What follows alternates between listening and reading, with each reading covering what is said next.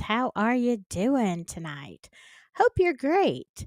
Hello, Daniel Berry. Whoop, whoop. Okay, I know there are a lot of people that are going live tonight. We are on the, can you believe we are on the eve of the Delphi trial? It's really exciting. And, I know I checked out for a few months, but I mean, I kind of felt like I had nothing else to say. I said what I said for a year, 2 years, and I'm like, I got nothing else to say. I haven't changed my mind. However, there are some new developments. My cat's going nuts. So if you see her, she loves her 15 minutes of fame. If you are on the replay crew, that is fine. I get it. Just do me a favor and hit the like button. If you are on replay, leave a comment. Let me know what you think. Um, yeah, okay. If you saw an earlier post, I thought, I'm probably wrong. I thought I was going live with the prof tonight, but but then he had some problems with his earlier live, so I don't know. But I want to tell you, today has been a day of I have no idea what I'm doing. I came into work 30 minutes late, but I don't know why. I thought I had to be there at one time, and then I don't know. I was just messed up. I was messed up, and like I had all kind of mishaps at work today because my brain has been out to lunch. So I don't know. Maybe he meant tomorrow, but I can't do it tomorrow because they changed my schedule to work late. So, uh Nancy True. Hello. You're one of my favorites on true crime and dumpster fires. Boy, ain't this a dumpster fire. I was going back through some of my old videos, and I really only I'm gonna show you some parts of mine tonight that I did in probably around December, maybe January of 2023. I hadn't been into Delphi all that long, and people were already sending me, things that made me really, really think. We're going to look at some stuff that I have reposted. If you follow me on X, I don't ever announce anything, okay? It's never about my channel. I just repost stuff that I find extremely interesting. And you're going to find this stuff interesting as well. Um, I wanted to start with, because I had a conversation with the prof yesterday when I don't know what we decided, but apparently I am out of the loop of what we decided, but it's that kind of day. It's all right. Um, but he sent me a clip of where some of the witnesses that are going to be for the defense, okay? Defense witnesses. Doug Carter. Wait, let me look at that again. I'm just going to re-look at this before I tell you something wrong. He sent me a text yesterday. And yes, yes. Okay, and this comes from Barbara McDonald. Defense also listed some new witness names. This was shocking to me. Doug Carter, Tony Klein, Mike Patty. I wonder what they're going to ask Mike Patty about. Now, I'm guessing that they're going to try to disturb that timeline. I don't know if that's what it's about or whether it's about the area that the girls were found. Who knows? But I would almost think that he would be a hostile witness. I don't know. I mean, I could be wrong. I don't know what he thinks, but Logan Holder. Ooh. Ooh. And Robert Ives, former Carroll County prosecutor. What do y'all think about that? I was surprised that these people were on the witness list for the defense. I can kind of see Robert Ives because he basically said this should have been solved within a week.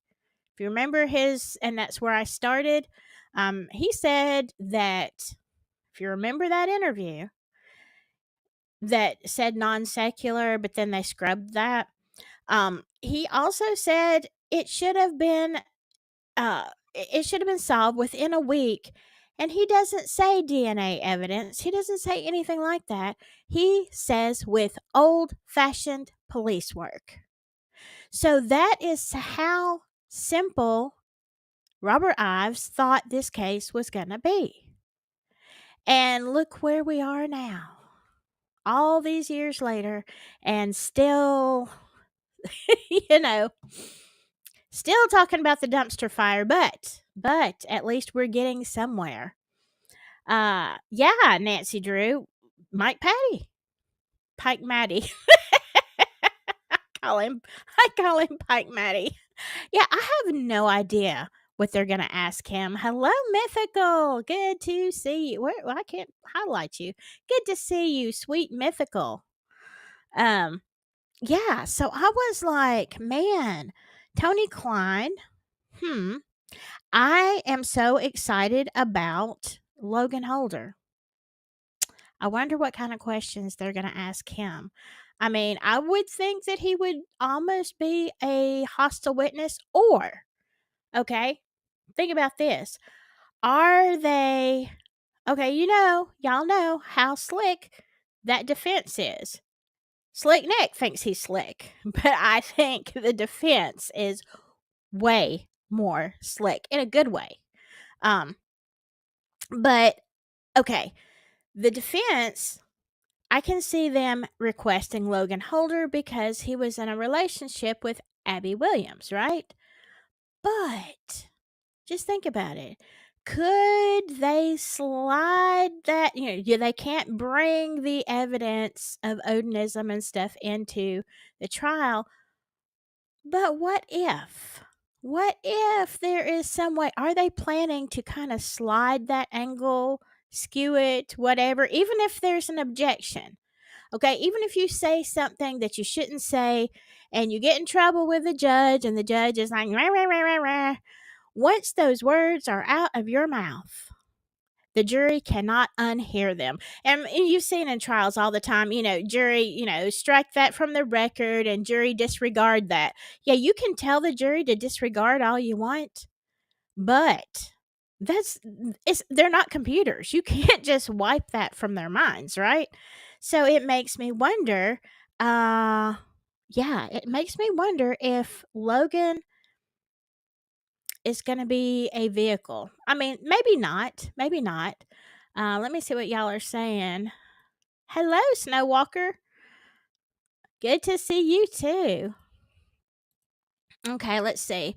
Nancy Drew says perhaps questioning Doug Carter because he talks so much about the sketch. Yeah, right. And how it's not a photograph and how it's two people and how it's a layover of both. And voila, you get Richard Allen, which was one of the funniest things to me that he ever said. But, yeah, and now the whole thing is Nick is like, oh, we don't want the pictures, we don't want those sketches in there. It'll just confuse the jury. Yeah, because they don't look anything like Richard Allen. And none of the witnesses saw. I mean, they saw maybe the Young Bridge guy, the 2019 sketch.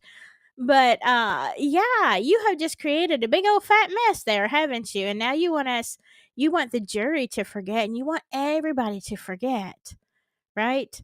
I think before it's all over, me either, Snow Walker. I can't wait to see how this is gonna be a circus. I'm just saying. I'm gonna call it now. It's gonna be a circus. It's already a circus.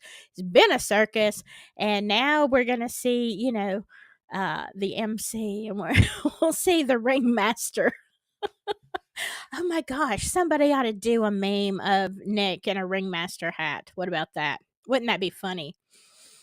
Oh yeah. Oh, you're right, Nancy Drew. Oh, and don't look at the head of Bridge Guy. Absolutely. Um, I think they are going to discredit because according to now, see, I was out of the loop. This is what Prof was telling me about Christopher Cecil, and how he said that picture of Abby on the bridge did not come from that phone originally.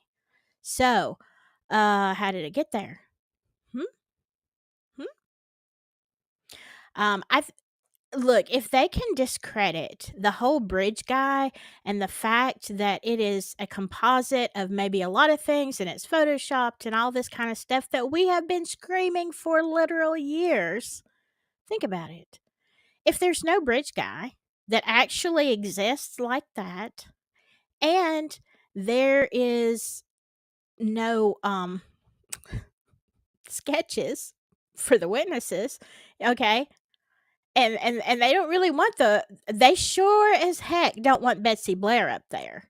Okay? They do not, the prosecution does not want Betsy up there saying, "Hey, I saw a guy that looked nothing like Richard Allen. He was young with poofy hair, and the car I saw it looked like a 65 Comet." Not not a modern Ford. Hello. Betsy Blair is the last person they want on that stand, I assure you. Yes, the timeline needs to be debunked. Look, I oh my gosh, I did so many videos on the timeline early on, early on. One of the things that we have talked about over and over is the weather. And I did a whole video on that. You can go back, I can't remember what that video is called, but you can go back and pull it up now on some, just Google it. How to tell what the weather was, several years ago in 2017. There are apps that will show you that area. And on Monday, the high was around 45. Unseasonably warm. Not. And I had a lot of people in the comments because I wasn't going live at that time. A lot of people in the comments saying, blah, blah, blah, you don't know Indiana weather. Well, I do know one thing. I look at the weather a lot. Okay. I look at the whole United States a lot because of where I live. I follow it very often. Okay. And I can tell you that straight up, like from Alabama all the way up until you get like maybe to Illinois, the weather up in Indiana and the weather in Alabama, not so different unless, okay, unless there is a front coming through. If the jet stream or there's a front, how it does its things, um, Indiana gets worse weather in a lot of ways, I think, than we do, but yet we get all the tornadoes. But if you just look at a normal calm map, straight up, that line straight up is pretty much the same. So, and that I've been watching it for a couple of years just to see how, because so many people argued with me. 45 would not be unseasonably warm. I mean, it's not a bitter cold day. It ain't warm. You definitely need your jacket, but what was unseasonably warm was Saturday, where it was close to 70 degrees. Look at it. Go back and look at it. I don't know what to tell y'all. You can see clearly. So, hello. Yeah, and the timeline, I don't think it's hard to debunk. I know Prof and I talked about that on the phone yesterday. Um, I don't think it's I've said from about maybe 5 months into studying this case, I said the girls were not there. My thought has always been the girls were not there during the time that they were searching. Just it didn't happen. It did not happen for many, many reasons. And hello, Carol Stanhope. Good to see ya. And the reason there's a lot of reasons I say that, but um man, it's a hot mess. I don't believe that they were there. And now I'm telling y'all, what I'm really starting to question is, were they even at the bridge that day? Okay. I know what we've been told. And I'm not saying that people are were trying to be nefarious, because I'm going to tell you before I leave, okay, because this is the last time I'm going to see you before the trial starts. I'll tell you what my whole theory is. And if the Patties are not saying what happened, there could be very good reason. Is the timeline all off? I think so. I don't think the girls were there. I mean, think about it.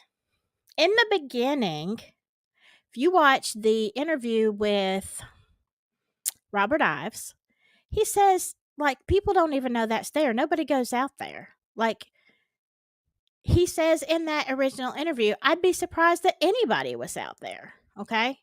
But yet, as time goes on, the crowd gets bigger and bigger, right? There was a ton of people out there that day, according to everybody. I mean, and Robert Ives wasn't there, so he could be mistaken, right? Okay. He didn't know that a lot of people went out there that day. But you're going to tell me there were all these people here, there, everywhere, and nobody had a conversation with Libby and Abby together or apart. Nobody 100% says, oh, yeah, I know they were there at this time because I talked to them. We talked about, school. We talked about boys, whatever. No. The closest I have seen, okay, now, unless something else comes up in trial, the closest I have seen is Betsy Blair saying that she saw two girls that looked like she thought they could be Libby and Abby. Again, we've seen the pictures of Kelsey and Bree at a distance. If you did not, even if you weren't that far, if you did not know Libby and Kelsey well enough, like, gosh, they look alike. They look a lot alike. And Bree looked a lot like Abby, especially at a distance. Or could it be two other girls? Could have been. I just find it very odd. Teenagers talk. They take, I mean, think about it. You're out on the bridge. If you are there and other people from your school are there, you'd be taking pictures. You might be taking selfies with some people that you know. Come on. The fact that they went out there and nobody identified them and said, yes, it was around this time that I saw Libby and Abby and we talked for just a minute, or said, hey, how you doing? I'm glad to be out of school. Anything. There is literally nothing that says Libby and Abby were actually there. Yes. Yes, Hiawatha, this is live. Let me go back to what y'all are saying because I have. Let's see. Oh, really? JLR and Magnolia just had a live walk out there. Oh, I missed it. Was trying to put this together. I don't think. Now,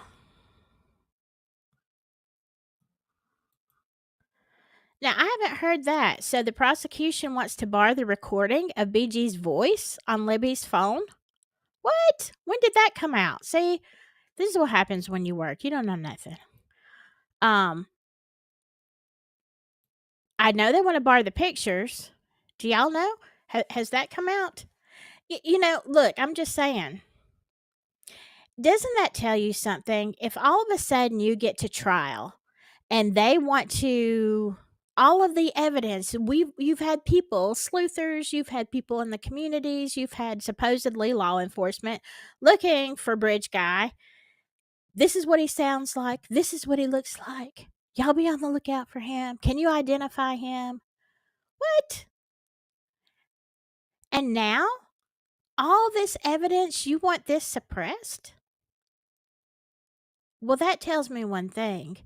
You were full of caca when you made all that stuff, right? You're either lying then or you're lying now. You're either lying then because you know it's a bunch of made up crap and nobody's ever going to really identify him because it's really a conglomerate of a bunch of stuff. Or you are railroading Richard Allen and saying he is Bridge Guy, so let's not show you what Bridge Guy looked like or let you hear what Bridge Guy sounds like, because if the jury sees and hears that, they're gonna know it wasn't Richard Allen. Do you see what I'm saying? This is just, it is, like I said, the circus. This is what I feel like Nick is, the ringmaster, because you've got, just like Barnum and Bailey, you've got like three rings, right? Okay. And when they want you to really look at something, they put the spotlight over here. Oh, look at the dancing bear. Ignore the tigers that are eating the man over here. We don't want to see that. Look at the bear. Look at the bear. Oh, look, there's some acrobats up here. Come on. It's like he's directing this. Crazy, crazy. But yeah, what do y'all think? Because yes, kangaroo court. I'm just gonna tell you. I think it is a kangaroo court. Come on, real evidence. But let me go on and show you some stuff that I saved on X from some very uh good people who know what they're talking about. Hiawatha says, I think the hair is a red herring, though. It could be. It could be. But I'm just going to say this. If I am a jury member, okay, and I'm listening to evidence that says that there was a hair found in Abby's hand, because remember, her hands were like this, they were closed. If there was a hair or hairs in there,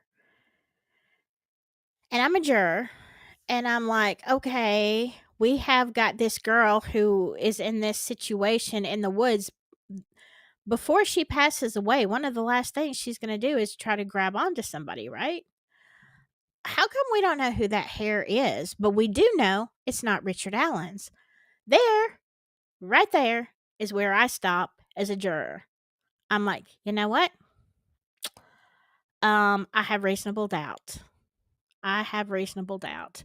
Because why you got a hair in there, you can't tell me who that hair belongs to? With all the DNA testing that we have now, we're going to get into some of this, okay?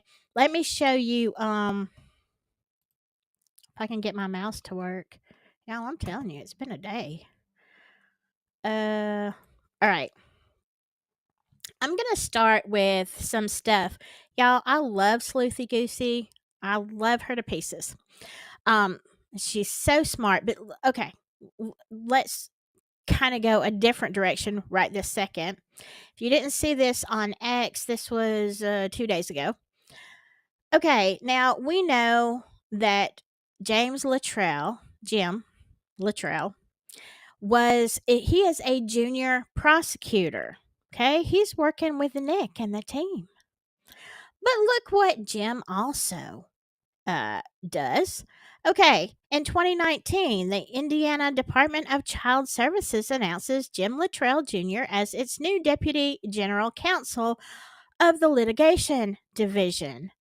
Yeah, and as Sleuthy says, look, it says, I don't know, man. This combined with the above really makes the whole Todd Click thing where DCS randomly investigates him right before Richard Allen's trial, where he was slated to testify for the defense, is pretty suspicious.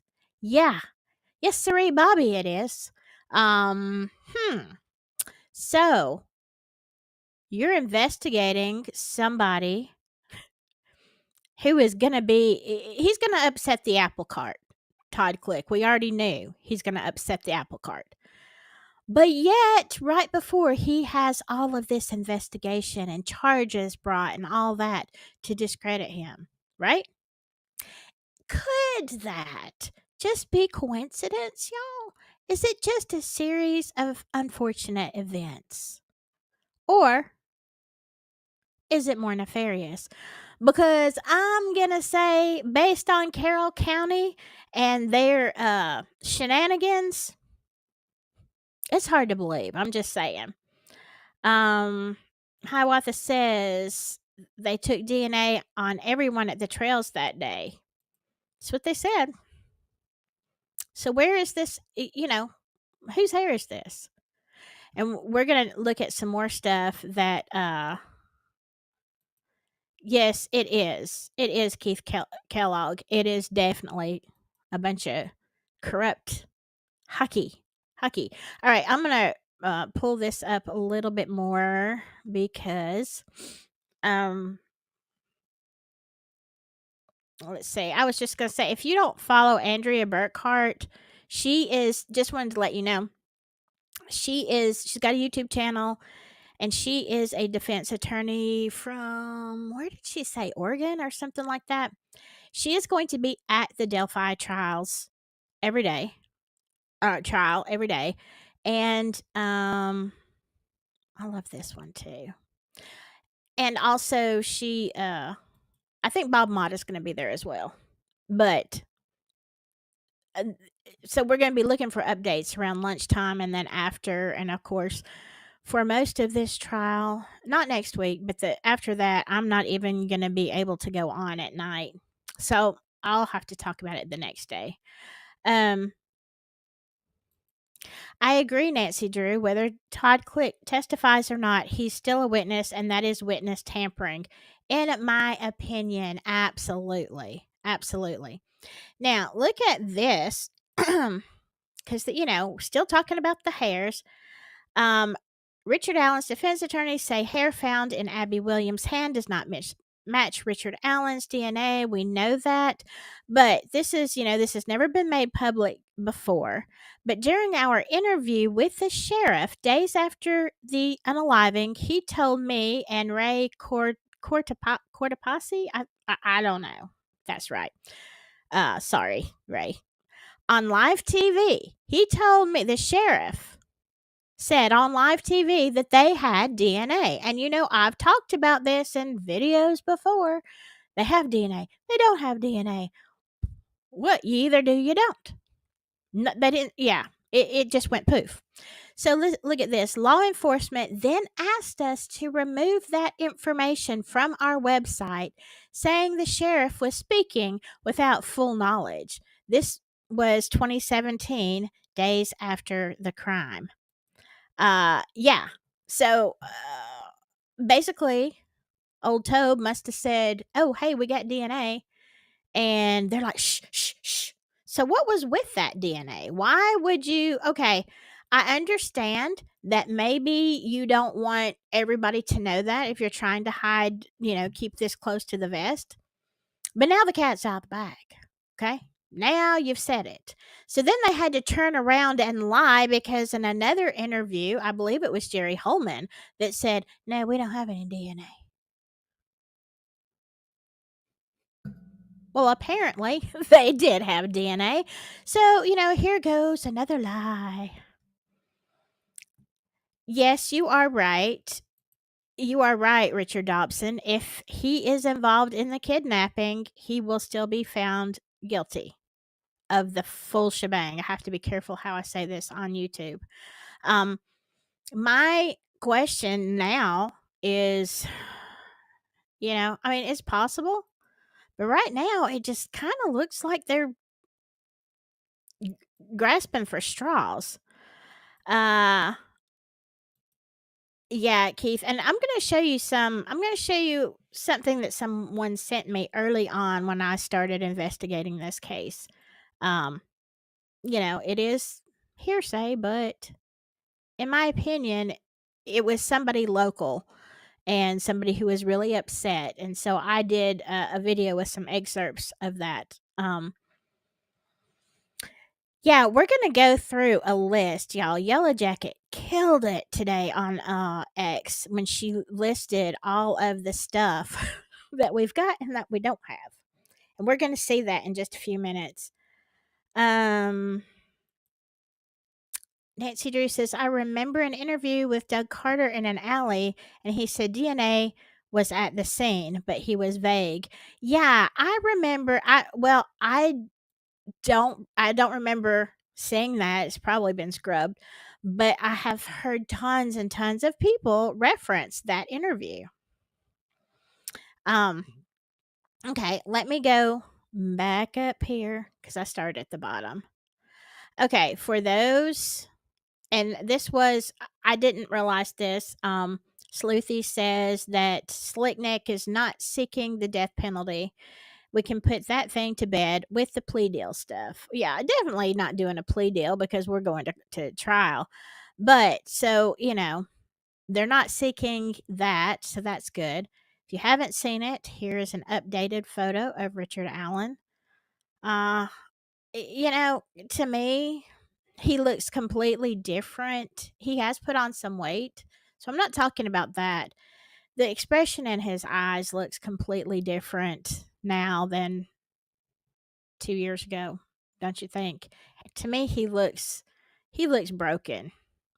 Uh, Everybody said he looked so angry and, like an SK and stuff in that original photo when they arrested him. I mean, I can see where people said that. Like, I'm like, yeah, I can see where you get that. But when I looked at him, I thought he looks terrified. This guy looks terrified. And he's got that SK stare, but I think it's because he's afraid. Um, you know, he looks to me like a different person. All right. Let's see. We're talking about. I'm going to go up because there is a very long list, and y'all, if you get on my stuff, you're going to see all kind of craziness that I repost. I'm like, I'm gonna. And the reason I do that on my X channel is because I want to go back. It means I didn't have time to read it, so I want to go back and look at it, and that's a reminder to me. Hey, what's this about? Okay. Yeah. Again, so this is Phoenix. If you don't follow Phoenix, follow Phoenix. All right, but now Sleuthy says, I'm going to show you that this is from Sleuthy. According to that audit article breakdown, they did spend $20,000 on genetic genealogy. So here is what they're saying the state police, the costs that they've had in this case so far. You can see all of this money, overtime costs for investigators, 22,848 for investigator lodging, you know, a leased office, meals, miscellaneous supplies. Okay, I get all that. It's expensive. Like you got stuff. $20,000. You see that in the yellow. $20,000 for genetic genealogy. More than 3/4 of those costs were logged as part of the investigation prior to Allen's arrest, with only $76,000 of ISP expenses coming since 2022. DC says that his agency has spent much more on the case, and I wouldn't be surprised if they have. But so my question is, if they did spend this $20,000 for genetic genealogy, is the sample just not good? Could they not see?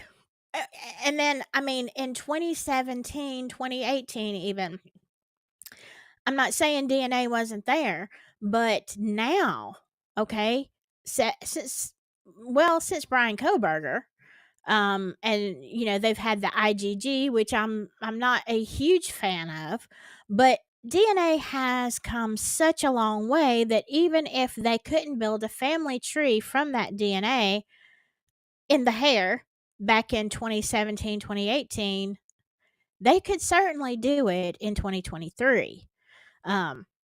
So yeah. Hey, Four Pits. Whoop whoop. Good to see ya. Yeah, I know. It's a confusing night I think the confusion is on my part. I caught a little bit of Prof's live. Let's see. Snowwalker says, I remember a video where a law official was being interviewed in the woods, clearly said they had DNA. Yeah.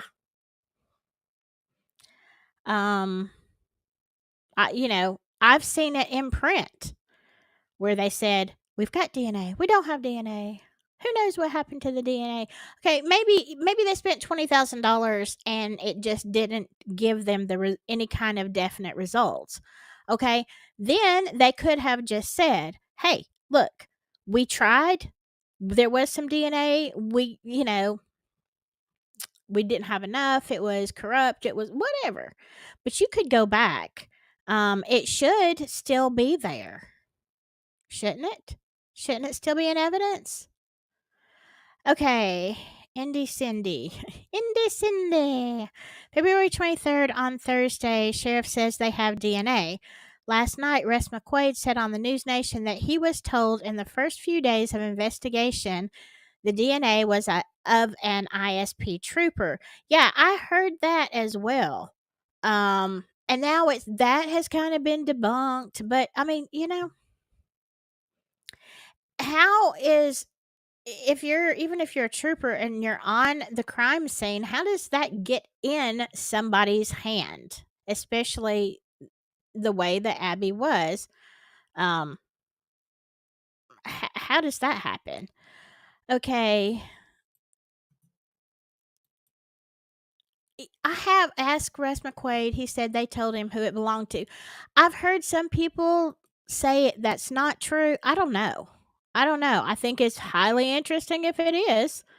Um, yeah, Steve, I think you are right there. I think you still need the root of the hairs for DNA, at least for maybe for an IgG or for genetic testing, perhaps. And maybe that's why, but uh I s- I would still think you could get I know you can get a sample of DNA, but whether it's enough to build on, I don't know. Um Yeah, can they really be impartial? Well, I don't know. Who knows? I watched the news last night where they said that well, a lot of them don't know about the case, and I'm thinking, well, okay, whatever. I don't know how you missed that one.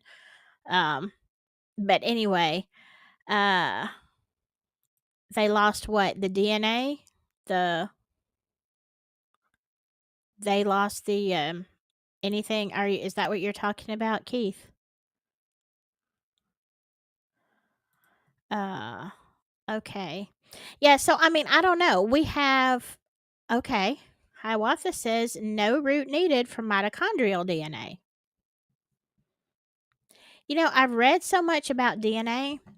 It's one of those things that, I read it and I'm like, "Oh, I understand. I understand." And then like life happens and a month later I'm like, "What wait, what does that say again?" I do know there and some people are not fans of mitochondrial DNA.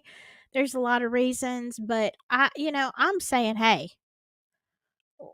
let's oh, you're joking about the DNA. Well, hey, the reason I asked is you're going to say something that somebody, well, I don't think I'm going to show it. This is what I have in the video, and we're going to watch like 2 minutes of a video I did a couple of years ago. But in prior to this point in the video that we're going to look at, um it I had someone to tell me that there was evidence missing from the case, that someone had taken evidence. Now, that was just a comment that someone made. I have no idea. I cannot say that's true or false. I don't know. Uh Okay, Steve says tomorrow is like Christmas. Can't sleep. It's been too long. I know, and I have to work, and I can't be there anyway. I'm gonna be watching everybody else's stuff tomorrow, and I might look at some stuff. I might go live on Saturday. I don't know. We'll see. I'm gonna try to do as much as I possibly can. All right, let me go back to this because we're gonna look at some more stuff.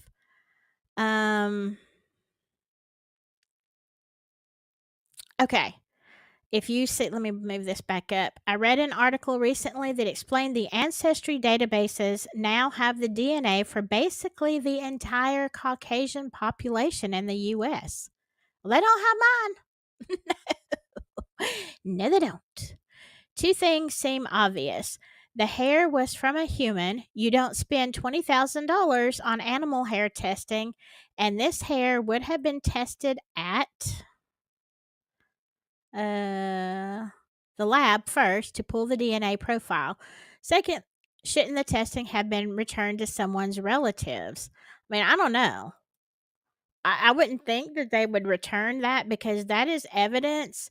Um, Actually, I had a conversation with the warden at my last job, and because a lot of stuff, a lot of reasons, we got to talking about some of these cars that are parked out there that we have. He's like, we have to keep them forever. Like, why? Like, they're pieces of junk. They've been sitting there for years and years. And he's like, because they are evidence in murder trials. And he said, he said that it doesn't mean that there was DNA evidence, but they're evidence for some reason in a murder trial that is long past. Okay. Person's been either, found guilty in prison, whatever. I'm like, well, why do we have to keep them? He said, forever. Forever is the rule. That's the way they do it in Alabama. So there is like a car graveyard. Some of the cars are pretty cool. Um, a car graveyard that the county has to keep up with forever and ever. So I I don't even know what they do with evidence if someone confesses and it's 100% they know that this is the perpetrator. I don't know if you can ever get rid of that stuff. Like, can you ever get rid of evidence? Uh well, thank you, Indy Cindy. Um all right. So yeah. So let's go on here. Hold on. Okay. Um let's see here.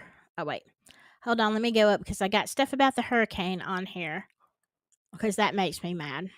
I'm probably going to do another live about that. Um all right, and this is part of that lovely uh the lovely stuff in the beginning. Of course, this is talking about. I think the whole thing really has to do with the photos. But, once again, let's just talk about the PCA. All right.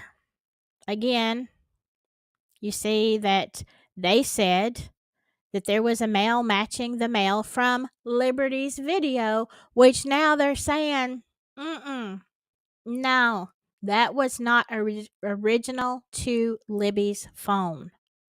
Man, if that is true, that is the biggest bombshell, right? Because we've all been looking for a bridge guy on Libby's phone. Which look, I always had problems. Y'all know that I've always had, especially the picture of Abby on the bridge. Never did believe that was not doctored in some way.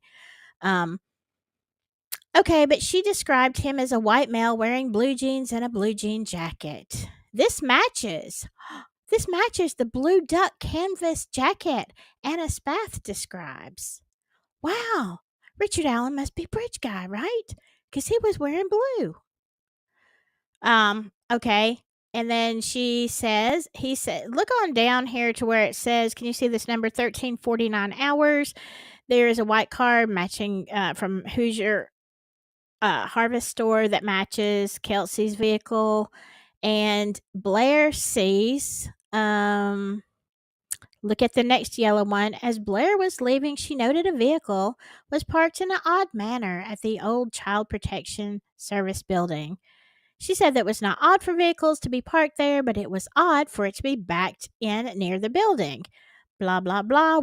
And the only reason I'm blah blahing through this is because we've seen this 1,000 times.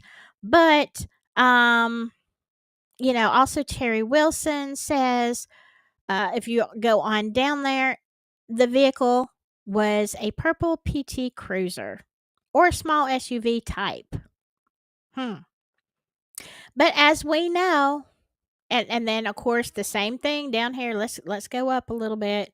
Sarah Carbaugh said he was wearing a blue colored jacket and blue jeans, and we've said this 1,000 times. Hey, no, they didn't. No, they didn't. Not what they described, not the colors they described. I know Sarah Carbaugh saw a brown or tan jacket that was muddy, nothing about the blood on it. So, yeah, we know. But I just wanted to remind you that this PCA is how Richard Allen ended up at this trial, and as we know, it was a bunch of crap. All right. Let's say that's political. Okay, this is what I wanted you to say. Oops, not that. What happened? Oh no. Okay. Look at this, and Yellow Jacket says, I'm gonna put this up here, but let me go back and see what you're saying right now. Let's see.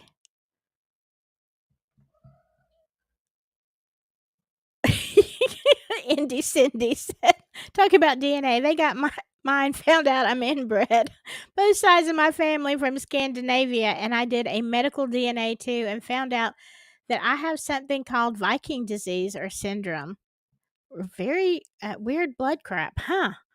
I have a story like that too. I'm just not even. It's like the family, huh? Huh? Um, Steve says, I honestly can't imagine why the hairs didn't have the root, considering if it was pulled out of the perpetrators. Well, you would think, you know. Ah, let's see.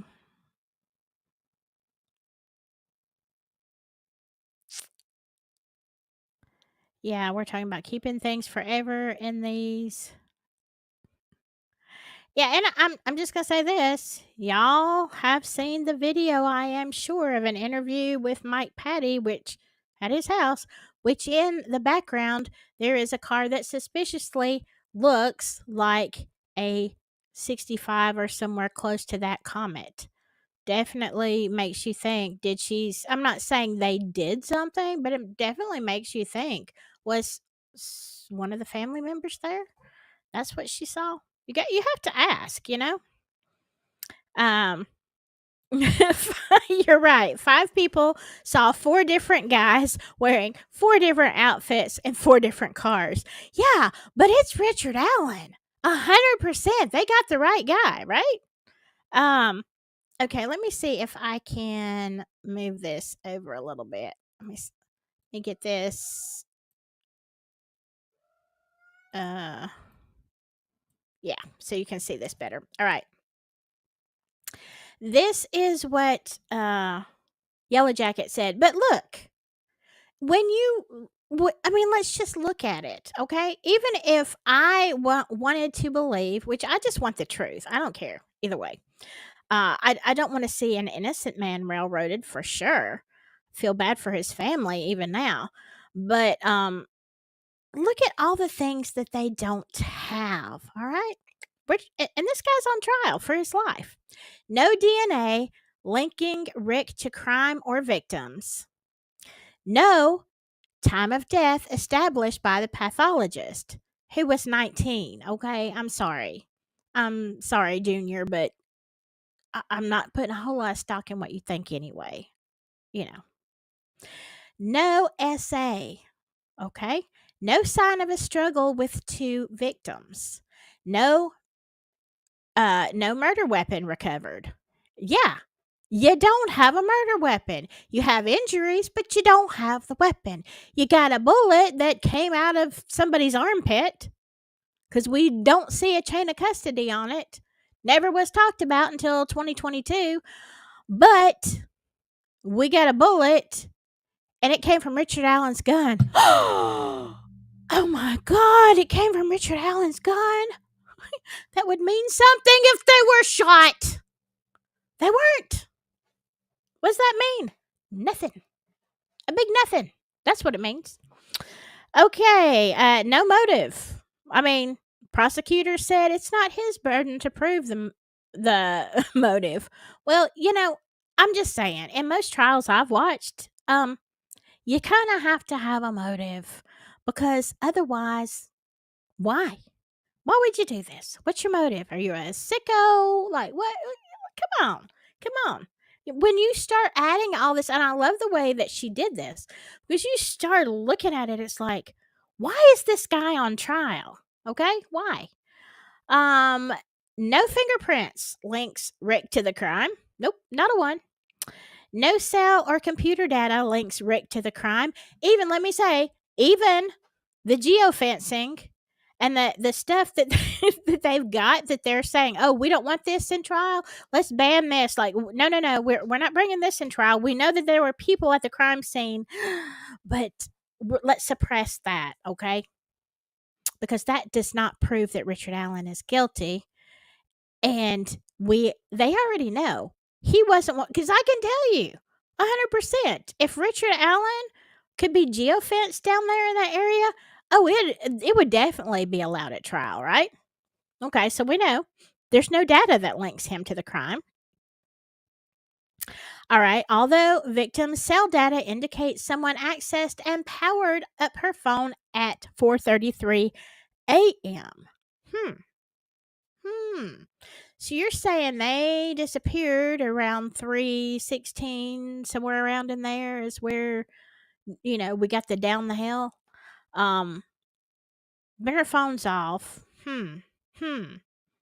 But somebody powered it, and this is when it happened, right? According to the prosecution, it happened right then with people running all over the place. People, everybody was at High Bridge that day. But nobody saw the crime scene. Nobody heard anything. And people were all over there that night looking. No bodies recovered. 4:33 a.m. Her phone is powered back on. Gee, that's mighty odd. Okay. No witnesses will identify Rick. No, they can't. Although at least two who had their statements embellished and fabricated and then used to arrest him will adamantly say they saw a completely different human. Right? Betsy Blair's like, no way. This guy was the guy I saw, 20 years younger, poofy hair. That was not Richard Allen. Right? Sarah Carball didn't see Richard Allen. Nobody actually saw Richard Allen, although he says he was there. I don't know, but nobody else saw you. Nobody remembers you. Okay. No witnesses to his car. Let me pull this up a little bit. Let's see if you can see that. Hold on. Can you see this? I'm not sure. Let me pull this down. No witnesses to his car being there, although several saw completely different vehicles. Nope. No cat hair or motorcycle covers involved that we know of. Poor old cat. I think, did they dig up the cat? I did a whole video about that. No prior criminal history for Richard Allen. Huh, that's odd. No criminal history, not of anything, and then you just go out on a spree one day. Yeah, that's a good profile. No CSAM discovered. No connection to Anthony's shots. No recordings of his first interview after voluntarily contacting police to let them know he was at the trails. Right. He told you in 2017. I was there. Nobody cared. Nobody cared back then. No efforts to disprove alibi that he left around 1:30 p.m. and went home. Right. So technically, if he was, yeah, that would have been a good thing, by the way. But literally, he says, I left at 1:30. The girls didn't get there till about 10 minutes later, according to the family, right? And to the Who's Your Harvest Store, video.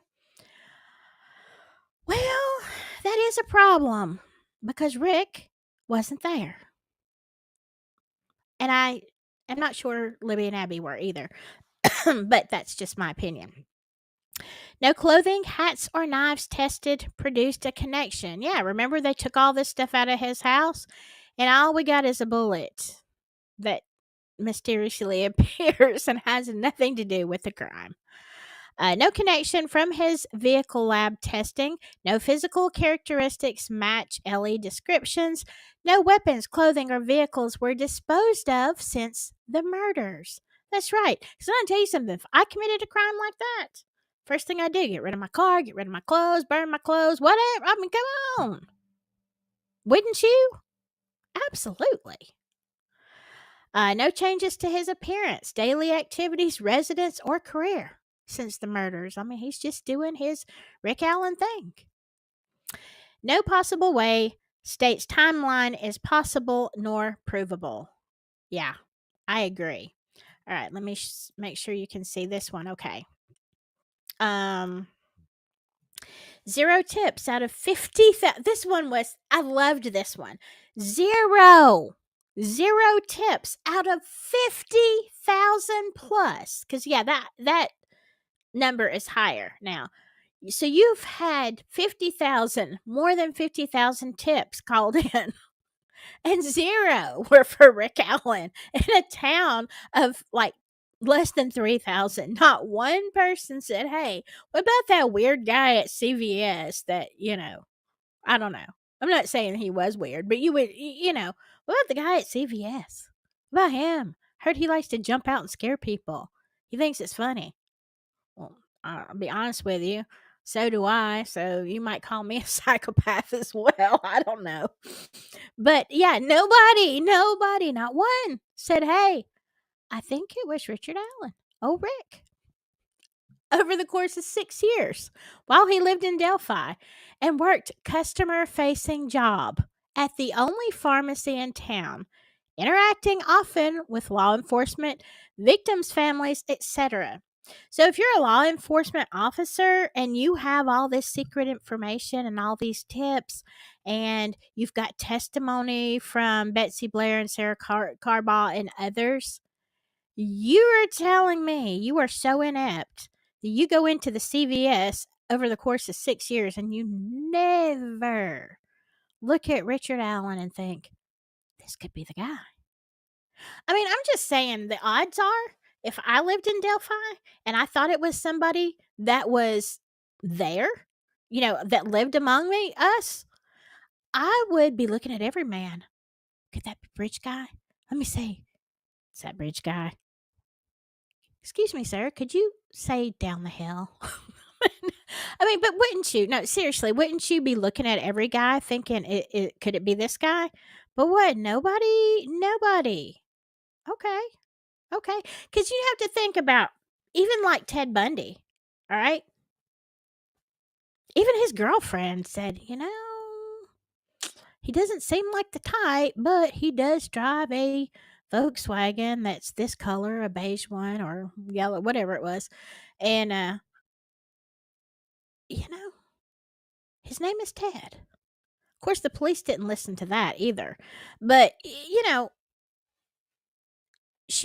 I've seen interviews from her saying, yeah, I tipped it in because it matched the description, but I didn't think it was him. So he was a great guy, right? Nobody tips in Allen. Obscene amounts of exculpatory evidence and evidence of alternate perpetrators, all from the state's own discovery. Yeah, not that we get to see it in trial. Thank you, Gull. But yeah, there's obscene amounts. All recorded interviews at Delphi PD. Oh my God, this one makes me so mad. From days 1 to 7 of the investigation, accidentally deleted. What? And no reports exist for who was interviewed. Now, you remember several months ago, 3-4 months ago, when we went through that paperwork and I was hot as a firecracker that day. I was livid when all this came out. Remember? I don't know if you didn't see that video. You want to see me get heated up. I was mad. I was mad about that. You accidentally deleted it and you didn't even write down who was interviewed. Oh, come on. Come on. You didn't keep a list. Even if the video, you had technical difficulties. I understand. I actually do understand that. Okay? But you didn't have somebody logging it in. Okay, Patrick Westphal came in. Brad Holder came in. We interviewed him. We interviewed Mike Patty just because he's a family member. You got nothing from days 1 through 7. And what is the most important? The first 48, right? Days 1 through 7 just gone. Poof. And did you keep a record? Well, no. My bad. Maybe I should have done that. Law enforcement 101. It was a crock of crap is what it was. All audio portions from recorded interviews at Delphi PD from days 11 through 53 of the investigation accidentally deleted. Why would you just look at that? Just look at it. Y'all remember that video? It's ridiculous. Video from years ago. Would you just look at that? Look at it. If you know, you know. 3 filings with Supreme Court of Indiana by defense counsel since Rick was charged and 1 writ issued. 4 separate motions. Yeah, this is heartbreaking. 4 separate motions for a Frank's hearing since Rick was charged, all denied, and judge finding the police did not lie without ever holding a hearing. Even though the affidavits and the PCA didn't match. Like, it's your own stuff. The stuff that they said in the affidavits didn't match the PCA that y'all just made up. Right? But you're not going to have a Frank's motion. You're not going to have a hearing about that because the judge said, nah, no reason. Nah, 4 times. No. No. No, boys, I don't think so. No. God. Hello. I'm sorry. I'm getting heated up again. Yeah, so this is how much? 14 months in a 12x8 cell, 23 hours a day, 61 confessions after 5 months of torture. I agree. Man. Okay, I'm going to get back to where I can see what you're saying because I need to stop. I'm getting ridiculous. I'm getting on my own nerves right now. Let's see. Hold on just a second. Let's see what's going on. Okay, hey, Prof says he's coming in late. Prof, let me see. If you want to come up here, I'm pretty much done with what I'm saying, but I would love to see. Let me shoot you an email real quick if you want to get on panel.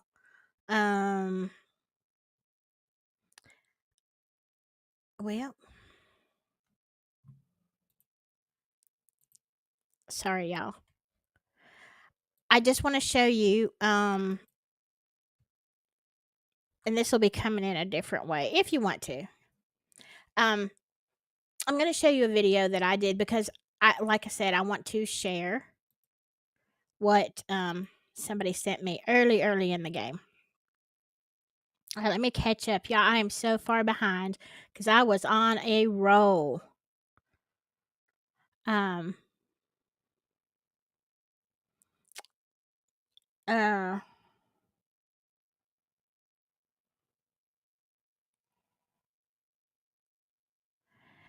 Sorry, let me just catch up.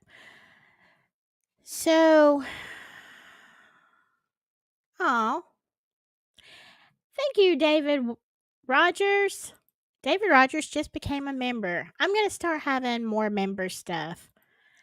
Member stuff is where I talk about things that I don't necessarily want to say out in public, and I'll do a live stream. Just like, I don't know. What do y'all think? This is, or it's a rant, but I'm not going to put it out public because I just don't do that. I'm mad about somebody or something. Hello, Dean Johnson.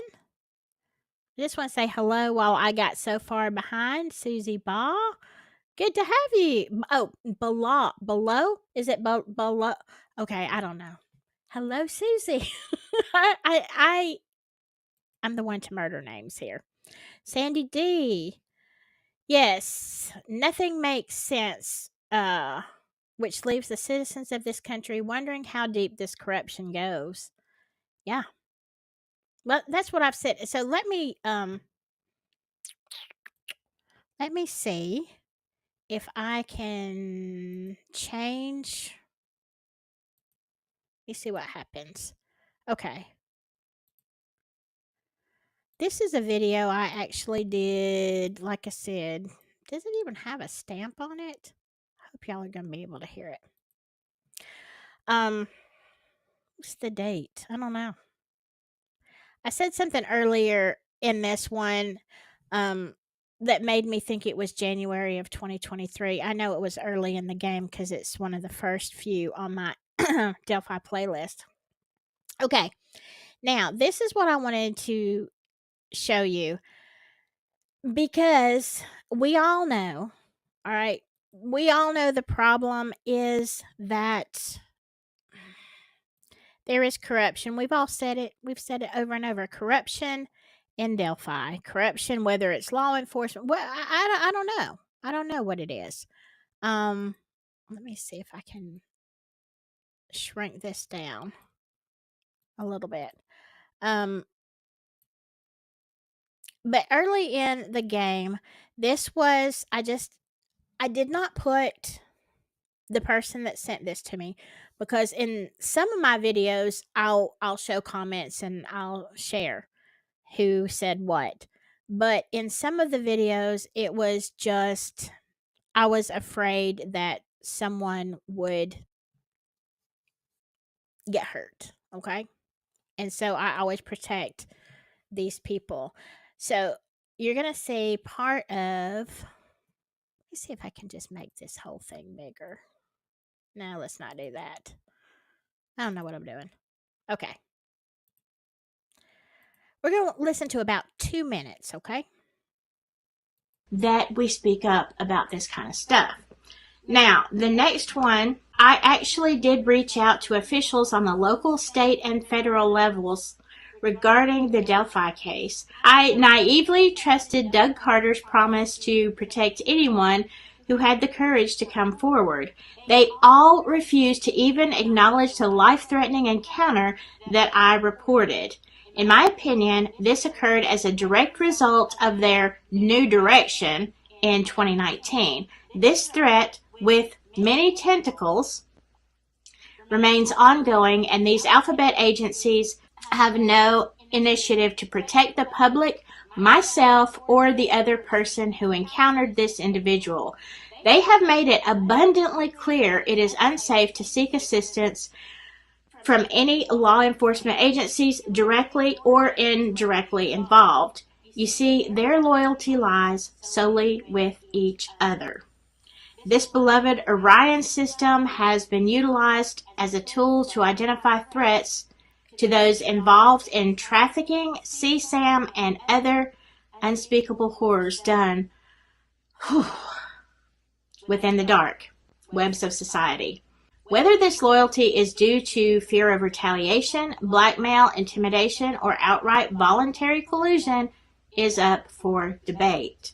I frequently remind myself that there is only one just judge, and someday they will all be held accountable for their ghastly deeds.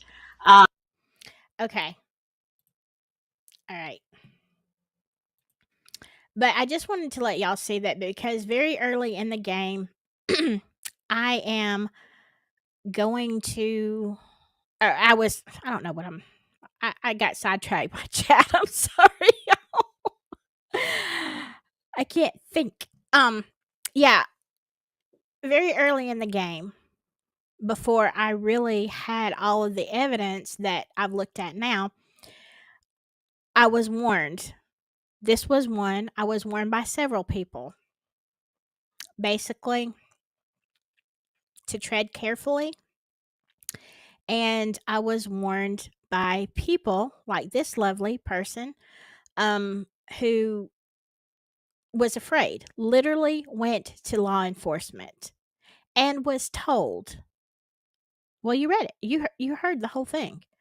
Was told basically, stay away. No. Got cold shouldered. by LE. And the person in Carroll County, I don't know if they live in the city limits of Delphi or not, but in Carroll County, um, felt that there was absolutely nothing. And I had so many people in the beginning reach out to me and say, we've tried, and this is the response we get. Um, they're shut down. Some were threatened. I've had plenty of emails with people saying they were threatened to keep their mouth shut. So, why? Why do they want to keep their mouth shut? Prof, I don't know. Did you get my email? You can come on, or maybe you might be exhausted. um, okay. I'm going to tell you. This is my opinion of what I think with all my research, and I could be totally wrong. All right. And let me say this, I am still open, as I think everyone should be, even though I truly, at this point, believe that Richard Allen is most likely had nothing to do with it. I still keep an open mind of was he involved in any way? In any way. People have said he was smurfing and all this kind of stuff. Um, I don't know. Maybe we will find out if they have actual evidence about that. Okay, I don't know what is up. My chat keeps freezing. Um, hello, artist. Good to see you. All right. Hello. Let's see. Melissa Salisbury.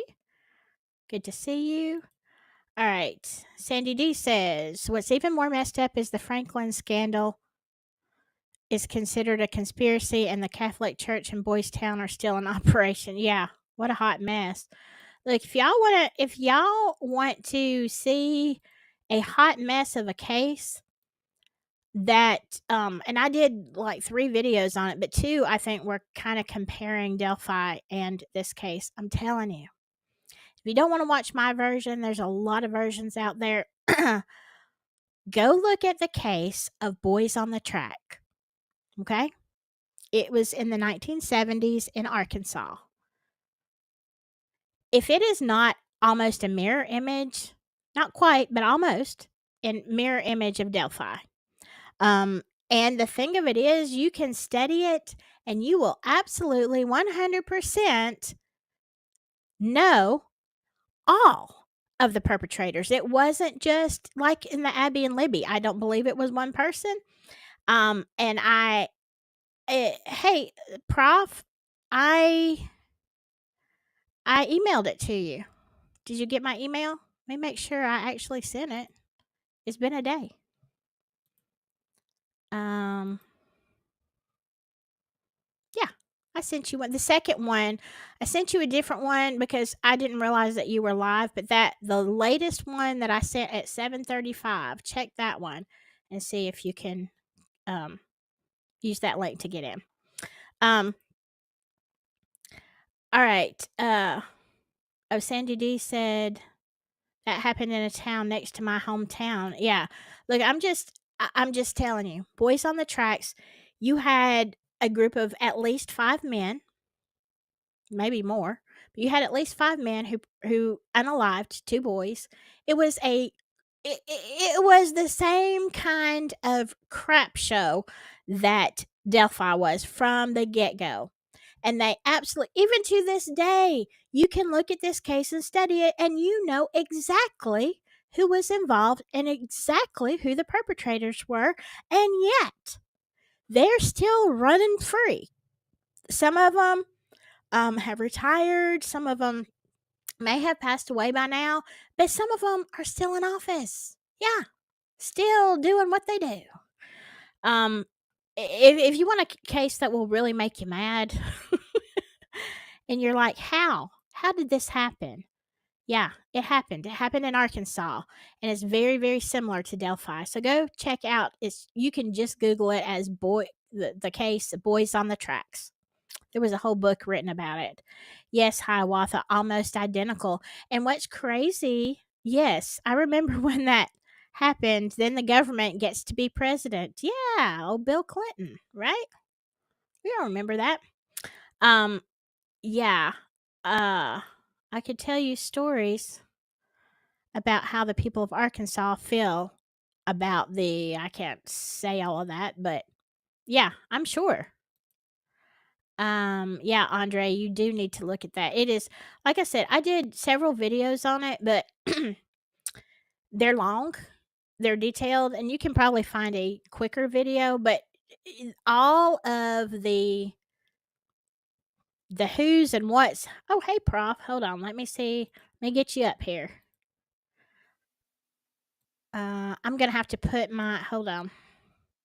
Ooh, I'm so big. Let me. Yeah, let me. I gotta put my headphones in. I've just been running my head. All right. And I'm gonna. I promise you, I would give you my theory. Prof's heard my theory. I'll say. We talked about this yesterday. Hold on, Hey, because I everybody. don't want any feedback. All right. By the way, Prof, what I saw of your live tonight was fire, fire. Oh, thank you so much. I apologize for being late. I took an hour longer than I thought to get through all the reading. Oh my goodness. Well, I tell you, I've had such a crazy day. Like, I have made so many mistakes. Like, I don't know where my head is, that I thought, oh, I guess we said we were going to do this on Friday. And I was like, okay, well, I guess I'll just do one because I have to work late tomorrow. And I'm like, okay, it was my bad, my bad. And that's what I told him at the beginning of this. Like, I guess I'm, doing something. I'm the crazy Um, one. I thought I could sneak it okay. out in time to make it here on time, but I just couldn't manage it. That's okay. Look, it is what it is. I need to call in sick I'll tomorrow. turn I it up. can't. Okay, should I turn it up? Yes, because you were a little bit too low in the beginning of the Okay, last how's one. that? I Is can that turn up better? more. Is that good, Hiawatha or whoever in chat? Um. All right, this is my theory. Because I've got a lot of stuff we can talk about your stuff. I know you were talking about timeline tonight, but I just want to say this before the trial starts. My theory has been for a long, long time. After everything that I have studied, I believe that the tentacles, and I said this like a year and a half ago, if anybody was listening, I said this. Um, I believe that there was a very nasty drug ring in Delphi. I believe that Derek was a target, and the way we've talked about it before, the way that the cartels operate. Um, but I believe that there were also other. I think it was conglomeration. Okay, and I'm just gonna say this, like people get mad at me. So what? Um, I'm not sure, entirely sure that law enforcement didn't, or some members. I'm not saying all of Carroll County. I think that some may have been accepting money to keep quiet about the drug ring.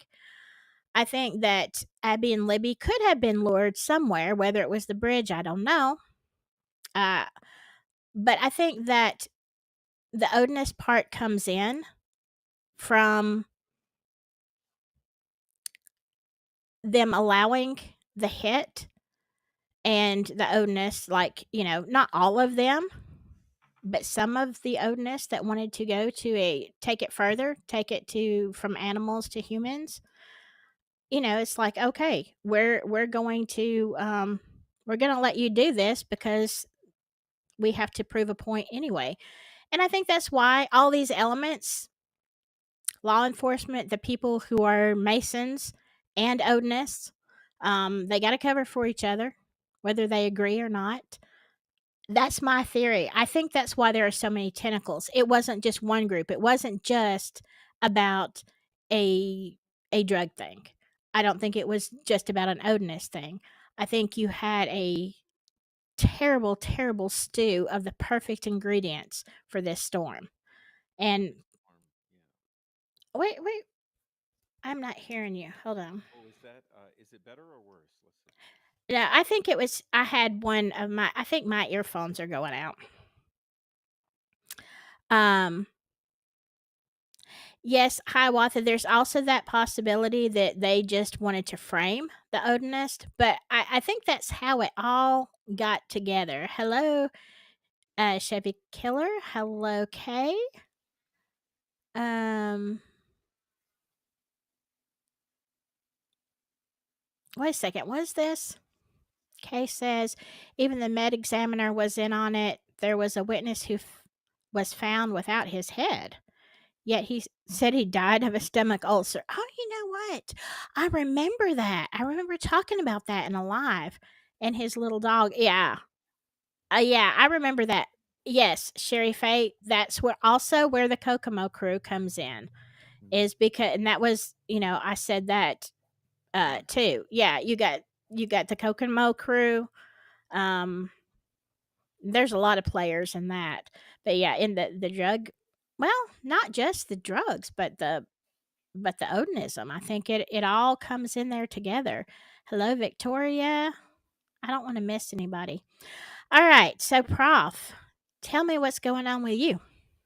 Oh, well, I feel the same. I mean, I was just thinking about what you were saying, and I would agree with all of that, except I would say to reverse engineer it, I would say that the way the Odins come into this is through the prisons because um, that's the way they come into it because these guys, they link up with the unaccepted white supremacist groupings in the, Right. you know, and then they end up calling it Odinism or whatever for political correctness, but I think they link up to these groups in the prison, and then when they get out, they maintain those ties. So like you're saying, we're dealing with a bunch of criminals and meth involved people, but also kind of gangsters, and that's Mhm. why the Odinist thing is brought into it because that's a part of the culture from the prisons. Um, Right. and also that Absolutely. you were talking about boys on the tracks, and Mhm. I think that's incredible because all I would add to that is for everyone to remember that in that scenario, everyone was involved on it. Where the prosecutor, the the senators, the governor, it went all the way up. So, is it possible here? Yes, it's Yes. possible. Probable, in my opinion, It looks probable. like it. Like that's what we've been covering. It's looking probable with all of the, Yeah. its tentacles. Right. And and like this was another video I did like forever ago about Nasser, who was the Hmm.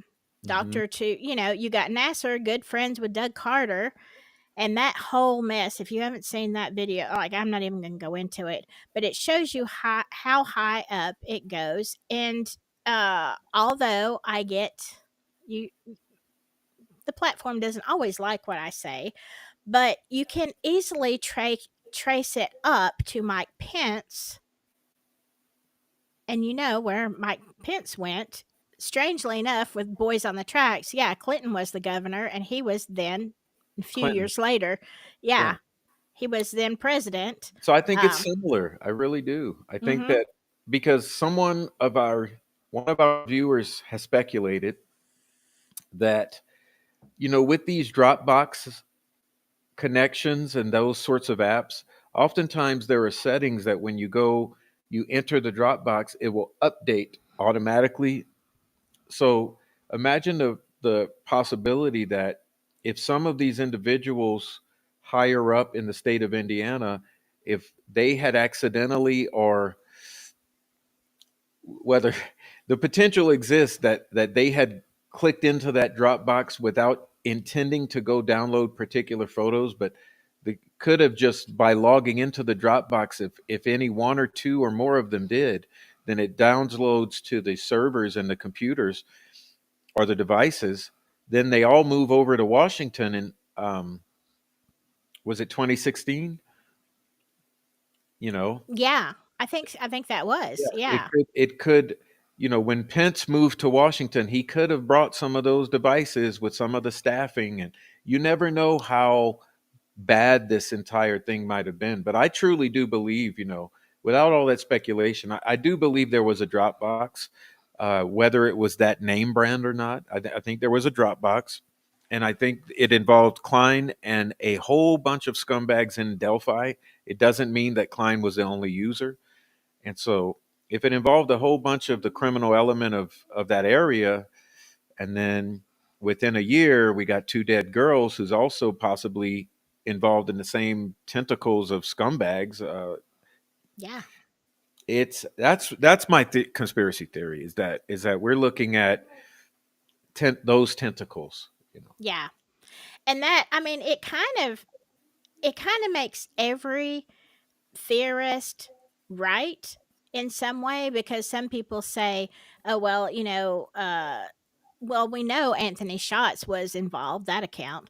So, I mean, it kind of does. Like people who are like, oh, it's, Keegan Klein, and other people like, no, it's corrupt law enforcement. No, it's, drugs. No, it's, uh, Family.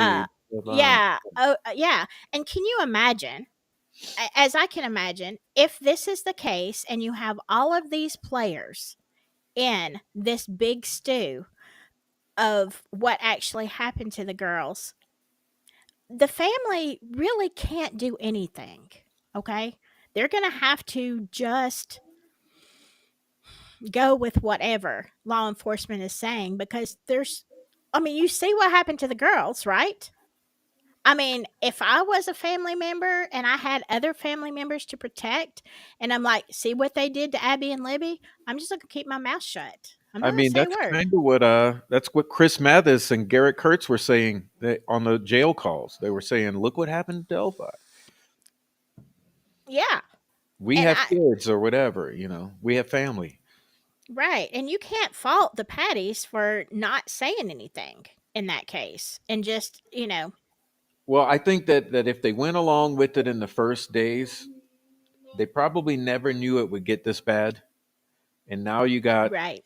millions of people looking at it, and Hmm. I don't know. I think it's a horrible situation in every aspect. Like for the girls, it was most horrible, but it's never stopped being horrible. No, but it made me remember something, Prof. And you might remember this, but I got something triggered my memory today. Do you remember I want to tell you, it was either in the later 80s or early 90s. I think it was the 80s though, that there was this big scandal in Washington about them having relations with these young underage interns, like the officials. Do you remember that scandal? Um it was the senators and all these people, and they were having relations with more of the male interns, but some of them were, it was against their will. And it was for a few weeks there. I would hear it on the news and I'd be like, my God, what are they doing in Washington? Do you remember that? Does anybody remember that? I don't know, but sounds plausible. Yeah. I Sounds like mean, what was going on in Flora and Delphi, about 2015, 16. Honestly, um, I've heard a lot. I've seen a lot about that. Mhm. Well, I'm sure you. uh, yeah. Yeah. I'm sorry. I was looking for, because there was a question about tying Delphi and Flora. I'm trying to remember. I think it was Hiawatha that said it. So let me see. Or maybe not. Um anyway, so what are you caught part of yours. I caught part of your live about the timeline, and I've always had problems with the timeline. I said in the beginning of this, I'm not even sure the girls were there that day. That's my opinion. I mean, they could have been. Maybe it's looking less and less like it. I mean, Yeah. they. I kind of reverse engineer that too. Like, I really do highly believe that Libby was at the crime scene on Ron Logan's property at some point alive because, forgive me if you guys are squeamish in the chat. You might want to tune out, but I'll give you a second to tune out. But because a large, it's known that she was walking around at the crime scene and bleeding at the same time. Mhm. So she bled immensely, and she was walking around in her own blood and also sitting up bleeding um, before she perished. So with Libby, you can absolutely say yes, she was alive and killed at the crime scene. But with Abby, it's almost a certain no. So it's kind of odd to have one girl there not alive and one girl there alive. In my opinion, that was what happened. Now, one question is when that occurred because there's so many conflicts. Like there's some appearance that it happened within 20 hours later is when they're found, right? That's the state Right. timeline is 19 hours later, so they're found. Well, you have Robert Ives though that I accidentally caught on a early interview saying that the girls were found so immediately after they were killed. Right. Right. So those two phrases don't line up. We talked about that last time. Mhm. Immediately to me would mean like 20 minutes. So is it 20 hours or 20 minutes? So Right. because of that, then our reverse engineering can't go any further because we don't know. We know if Libby was alive at the crime scene and perished there, but Abby possibly wasn't. We don't know how much time to put in between that, all of that, and we don't know how long they were found after. Whether it's that 19 hours or 19 minutes. So it makes it really hard. So then you kind of have that gap. And then I look at this other stuff where's the last proof of life? Because Mhm. one bookend is that Libby's, we know when it said they're found, Mhm. but we don't know how long they're dead before that. But we could say within 19 hours of them being found, they were probably killed. And then we have to go, or at least the one of them. And then Right. then to go to the other point is when's the last proof of life?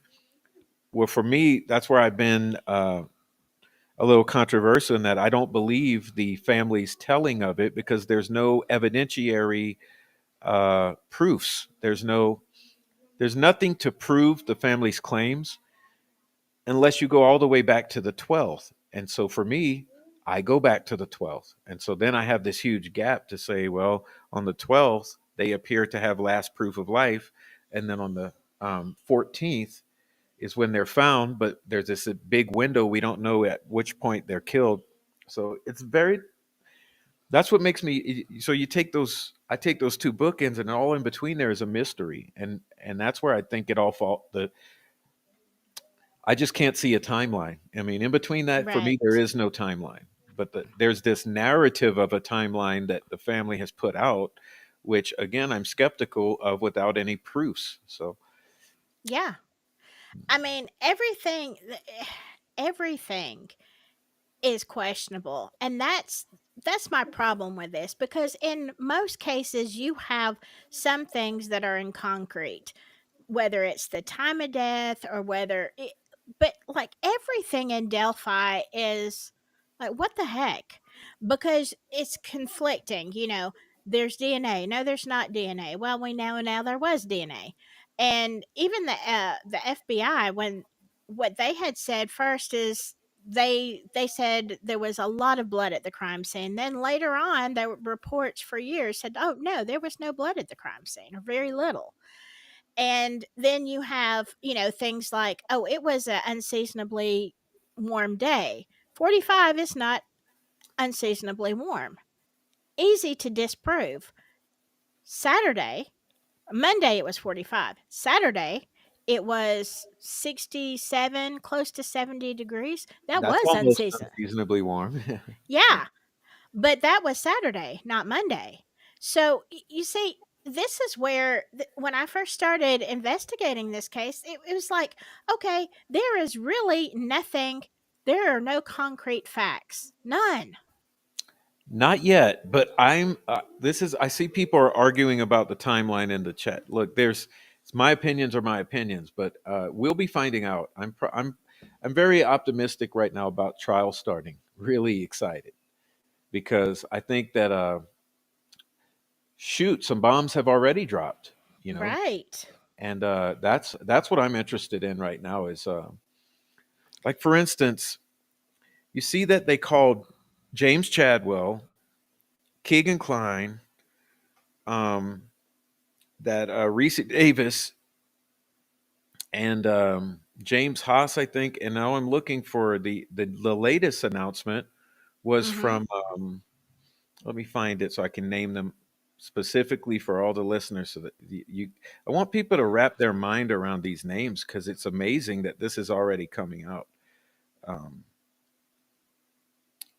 there's a lot of good stuff that has already come out in just these few days. I'm just so excited. Let's see. So we have Yeah. this announcement that I want to get the names right. That's why I'm not. I was gonna say, if it's the text that you sent me, it was from Yes. Barbara McDonald, Doug Yeah. Carter, Mike Patty, Tony Klein, Logan Holder, and Robert Ives. Hmm.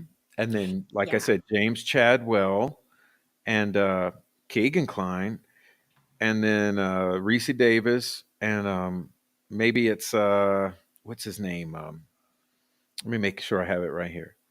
Yeah, James Haas. So that's an amazing list to understand that those people are being brought in as some sort of defense witness. That adds to the list we already had, which were just the people around surrounding the PCA. Mhm. So for me, it's pointing at something very. It's going to be a lot of disclosure coming about the criminals. I believe that's why all these people are being called as criminal, because they're tied to the criminal world of the county. Um, What do you think they're gonna their agenda is with Mike Patty? well, I don't know. Who knows? To maybe a timeline point. I don't know. That's what I was thinking, Yeah. timeline. But then you got also, what was disclosed was about the hair. I was very stunned that that was brought out by the defense in the little mini opening statement. I thought that would have been a Mhm. week or two from now, but about Yeah. the long, apparently female hair intertwined and wrapped around the fingers of Abby, suggesting some sort of.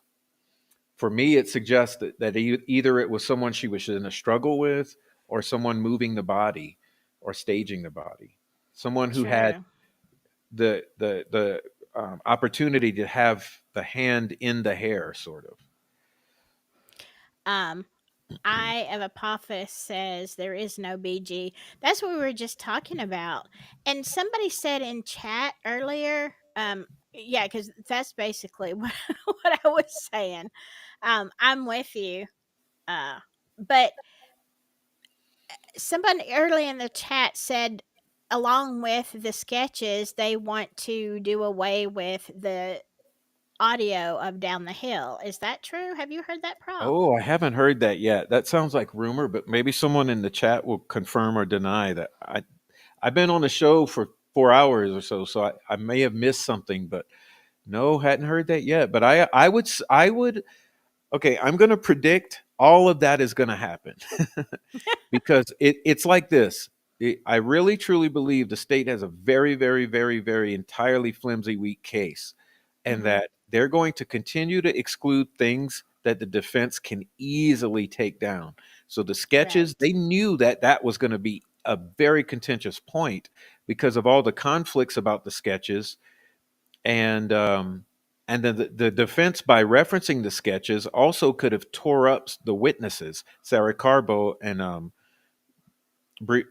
Betsy Blair. So I think that the reason they've excluded those sketches is not because of the sketches, it's because of the conflicts. Like the way ISP said, it's not the same person.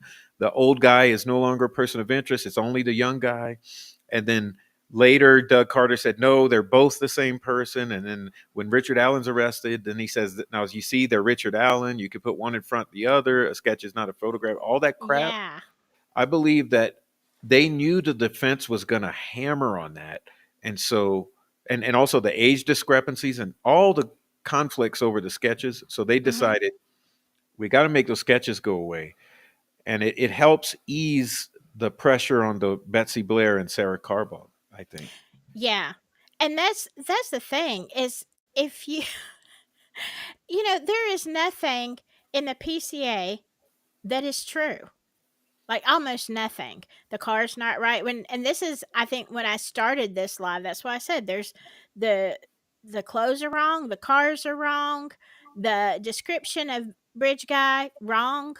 Like there's literally you had to make all this up in the PCA. So why are we here? And that's easily disproved. Okay? So how did we end up here with a PCA that was full of crap from day 1? You know? Well, the cops lied. Yeah. Yeah, Yeah, they did. unfortunately. But I was bragging about Jamie. What's his name? The sheriff who just got sentenced. Jamie Noel. Yeah. I posted it on my page. It's very horrible. Like uh, he was basically brought to tears at his sentencing, and I just said, "Well, gosh, I can't wait for this day with Delphi.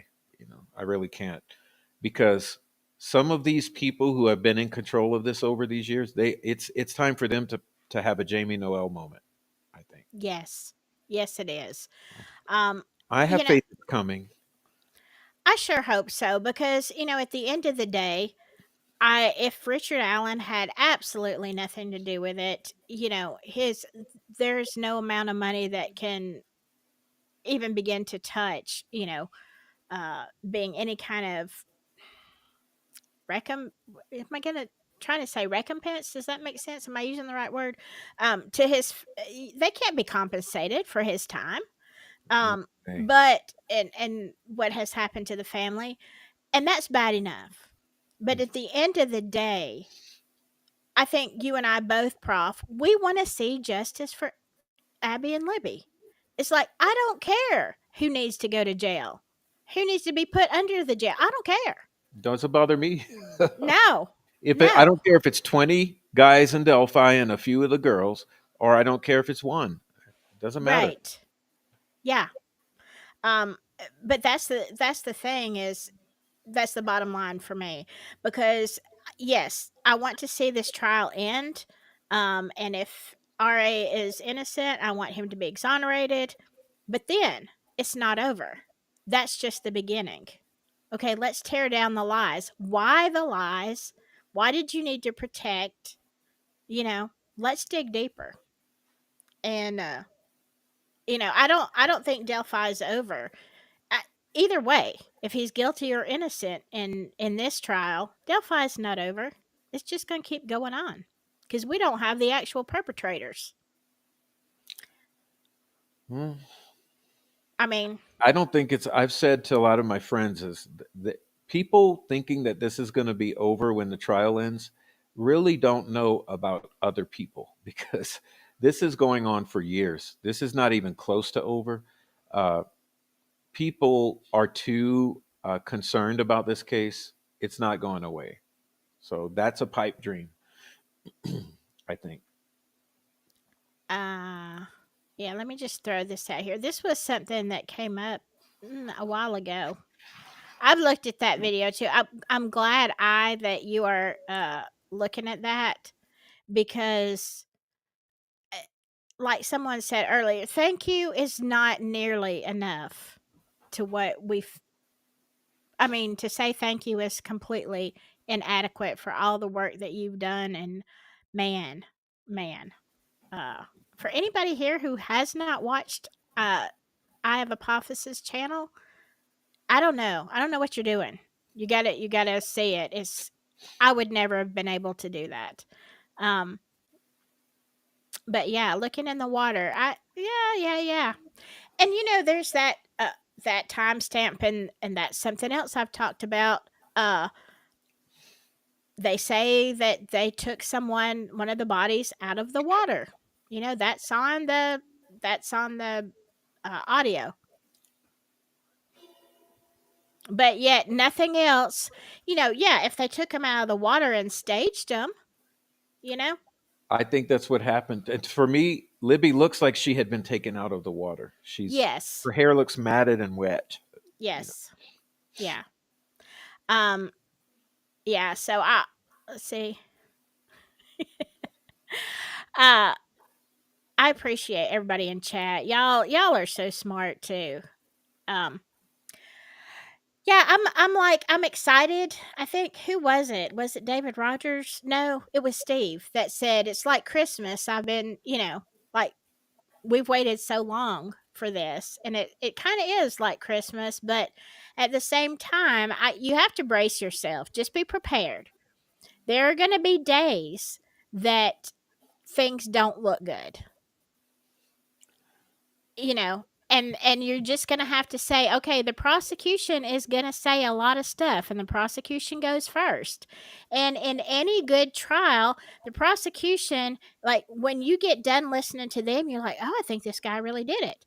And then the defense comes and refutes everything. So, like, I know we're excited, but don't lose heart. No matter what comes out with the prosecution, let's wait to see both sides. yeah, and I would add, expect the unexpected. And I promise you, expect on from coming from both sides, you're going to have very huge bombs that are unexpected. So expect it. Just take it day Wow. by day. I was talking earlier in the chat, in the live, that to me it's like a circus. Okay, it's the three ring Delphi circus. Slick Nick is the ringmaster, and it's going to be like, look over here, while the lights go up here and everything is in darkness over in here. You can't see what's happening. But to me, I'm just ready for a circus. And I tell you what, I think I'm glad I took some time off from Delphi because I am pumped. I am pumped for this circus now. I remember you saying that last time, and I thought, I'm glad you did too, because I had to back at the end of the year. I think everyone reaches that point where they got to take a break. Yeah, And no, it's a good time. And I am really confident that everyone's going to be very pleased with learning more because everyone's so hungry for information. And so, one thing's for certain, we're all going to be learning more. So, that's an optimism, a good thing. yeah, it is. Are y'all all feeling that in the chat? Are you excited? How are you feeling? Let me know. Are you nervous? Are you hopeful? I'm just like, I'm here for the show. I am here for the show. I want a big bag of popcorn, extra butter, uh, and I'm here for it. Um, I really, I really feel like the defense is going to pull out all stops as far as whether they're exposing law enforcement for.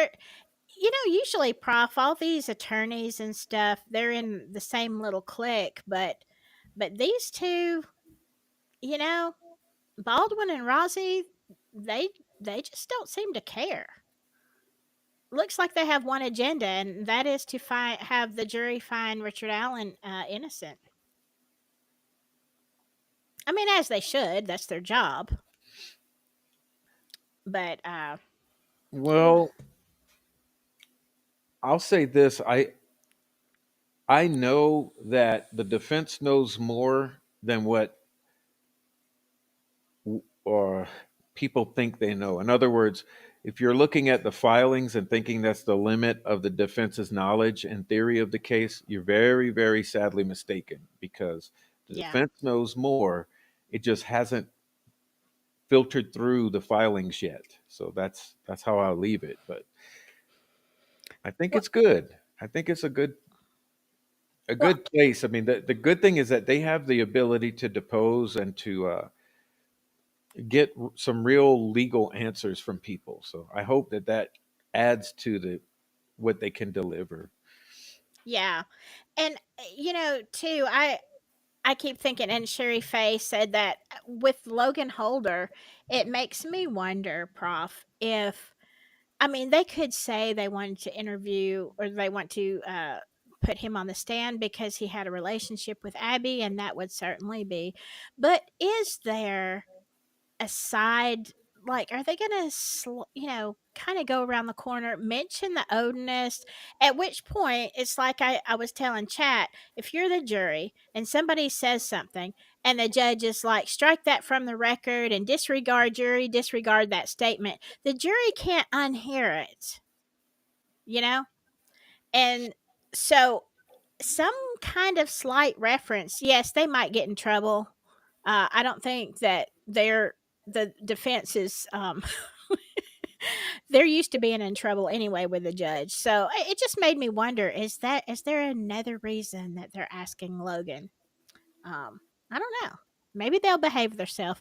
But I'm so excited because if in the mini opening statement, like the pre-opening statement, they drop that bombshell about the DNA and the hair, like, the trial hasn't even started yet. Like, what are they going to drop during trial? That's That what's exciting to me. and that's what I'm saying. Yeah, yeah. This is I not, but I am surprised they dropped that because I don't see there was any reason to mention the hair, but I guess they wanted it for dramatic effect. But there's more than the hair, and I'm kind of surprised it was dropped that early. But I would expect a lot more. Um, but I mean, really, the hair for me is a huge deal because you think like, okay, out of both girls, which one is dressed? It's Abby, and she's Right. redressed, which Mm-hmm. means, imagine if you can tell the way she's redressed that she was redressed wet because those jeans are not pulled up all the way as if they were hard. It was hard to get the clothes on her. So imagine if you're trying to dress a wet body with maybe with some wet or moist clothing and you're struggling with the body to pull the jeans up or something and or to put the sweater on. It's easy to imagine that your hair might get tangled in the victim's hand as you're moving the dead body. Right. It's easy to imagine that if you're a woman with long hair, maybe one of your hairs gets caught in her fingers as you're maneuvering the body to redress her body. Right. And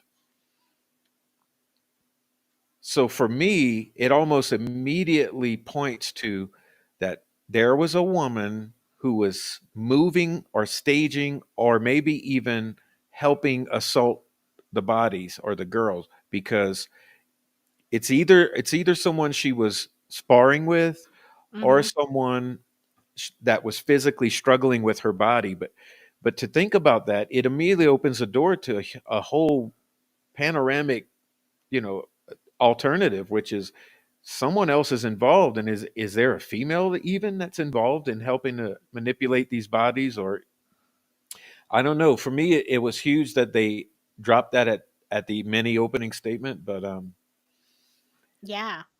And I mean, hairs mean a lot. I mean, think about the Long Island SK case where the wife's hair is on the victim's bodies, even though supposedly she was, and I'm not saying she wasn't, but she was out of town, you know, and that was just hairs they found there, not wrapped around the fingers and stuff like that. But I mean, it's definitely should be addressed. I mean, whose hair is that?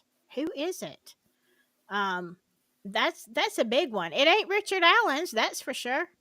well, Uh, that's for sure. And some so people are trying to say, "Oh, it was a hair that was in the clothing, and when the clothing went on, the hair got stuck on the finger." No, no, no, no, no. When the girl was alive, I mean, have you ever had a hair clinging to your finger? Like, yeah. you recognize it quickly and you get rid of it. Mm-hmm. Yeah. Um, for me, it means that hair was added either during a struggle right before death or after death. And so it's not going to be when she got dressed, she pulled the sweater on and a hair from the laundry was in it, but we'll see. I mean, obviously the law enforcement should have done a DNA profile on that hair, but I guess we'll learn all about that in the future. Yeah, well, it says that they spent according to Sleuthy Goosey. She says on her X that, and she showed where the money they've spent, and $20,000. They said they spent for DNA on the DNA hair sample, and I'm like, you spent $20,000 and you don't know whose it is? I mean, that's impossible because there have been serial killers caught with hairs. I mean, with DNA profiling can catch your whole second layer of cousins and all this, and it can center in on. Yeah. So, And even if they didn't have IgG that they could use back in 2017, 2018, they certainly had it by 2022 because that's when the Idaho 4 case, and that's how they caught Koberger is I'm not saying I completely agree with IgG, but I mean it has some flaws, but you know, they should have the evidence and they could have done it at a later time if they really wanted to know. mhm, So come on, come on. Uh I mean, yeah, the point of time that the hair gets there is really important. And I mhm. think you're right. But then some people have said that Abby was still warm, like maybe she just passed away. So if that's true, I wonder if it was at the maybe not even a struggle, but yeah, coming up on the bank if the girls were indeed in the water. Um you're trying to do something quick. I don't know. But for me as a juror, if somebody said if the prosecution is trying to paint this case as a lone wolf case, but there is a hair wrapped around her fingers, I'm immediately I'm reasonable doubt. No, it wasn't a lone wolf, so what else are you not saying? But that's just the way I think. It's like you're saying he's the only perpetrator, but there's other DNA at the scene and not his. I'm sorry, I've got reasonable doubt. That's what I'm. That's what I'm voting. Mhm. Um, it's possible. Hello, Redfoot. It's possible that yeah, if she pulled the suspect's hair, but then I don't know. I don't think she pulled the hair. I don't think she pulled it. I'm saying if she was at all in a struggle, the hair could have gotten intertwined, or if someone was attempting to dress her and manipulating her body. It doesn't mean a fight or a pulling of hair. Okay, you got a Um, question, Prof. oh, what's that say? Prof, was there any proof of the girls ever being wet or in the water? I would say yes Well, to we don't Libby. have proof of anything at this point. Everything's so terrible, but the photographs of the crime scene make it appear as if Libby was wet because her hair is Yes. absolutely matted and wet looking, like she had been in and out of the water. Yes, it And then does. there's all the anecdotal evidence of various individuals alleging that one girl was in the water, one girl was out. Well, I definitely think somebody was in the water because of the audio of the search. I mean, you don't you don't say things like that and just make stuff up. Like, I mean, come on. They said who said it. They just, they took the girl they said bodies, I think, but definitely somebody was in the water according to that. And Well, I mean, according to that scanner traffic, I have a theory too on that is that the person named in that is John mhm, Weaver. right. But see, we also have allegations that a Josh Weaver was there with Tina Rodell's daughter and her friends in Oh, the really? 12 hours prior. So it starts to lead me to wonder, okay, was it Josh Weaver and the officer who was doing the radio call misheard and said John Weaver, or was it John Weaver, who we also know is an individual in the area? So Mhm. it would kind of leave it up to them to come forward and say, no, it was me who said that, and this is the reason. But it's just like everything in this case. It's like Twilight Zone or something. It's everyone's being deceptive and guarded and quiet and contradictory. Yeah. And yeah, I this was I guess it was maybe, I don't know, a year ago in the summertime or something that we were all talking about this whole water thing. But I says they said they needed, quote, the ropes. They That did. is, They did. yeah, yeah, I heard it too. That is the term for equipment to recover a body from the water. Yeah, absolutely. Absolutely. And understanding this is the time that some are alleging that the bodies were found, which is much earlier than the official statement. So if the Right. bodies are found at 8:30 or 9 a.m., and that's about the time they call for the ropes, it starts to make more sense if they're pulling one out of the water. But then how do you explain that they're then put over there and staged and covered with sticks and then announced Exactly. 3 hours later? That would imply that the searchers or law enforcement is in on the staging. Exactly. Exactly. Which is why they're so adamant to follow the narrative, because if that is true with the ropes, and I have no reason to believe that it's not true because of the nature of, yeah, the audio, like, and the search teams, then everything that we've been told is a lie. And the Odinists, if they were involved at all, weren't, I mean, unless they just, I mean, who's going to stage it though? An Odinist is not going to stage it to put the finger on Oh, that them. would be the setup. That would be Yeah. someone attempting to set up the Odinist, meaning it would be someone that has a slight amount of knowledge of the things the Odinists do. Mhm. And to Exactly. me, I've kind of started suspecting that since the Franks memo. Since I digested it, I thought, hold on, is this part of the staging? Because obviously, it like if you reverse engineer that, they're found like that. Well, if they're moved and staged, and that's how they're found, then you have to automatically assume it's part of the staging. But the only Yeah. caveat I had was that if there was a ritual component to it in actuality, then there's some things with ritual where you can't disturb a sacrifice or a ritual. So it desecrates the scene or the sacrifice. So I Mhm. gave it that caveat that possibly it's an authentic sacrifice component, that which would be why you see that, but it's looking more and more like the staging is the Yeah. more likely. Yeah. Well, it's like, and I had said earlier, before you were here, according to Robert Ives, and this was always the statement that just slayed me. Robert Ives said that that case should have been solved within a few days, maybe a week, with old fashioned police work. Now, old fashioned Mhm. police work is not DNA evidence and all this kind of stuff. Mhm. He's like, he saw the scene, like he knew. And he's like, yeah, this should have been solved, I thought, within a week, just Yeah. the regular way. So obviously, I mean, of course, then he stepped down and the whole thing changed and became so convoluted. But if you're going back to what the prosecutor said in the very beginning, you're like, yeah, this whole thing, he definitely said it was staged. And yeah, so you're like, okay, were they, why? Why did they want to frame the Odinists?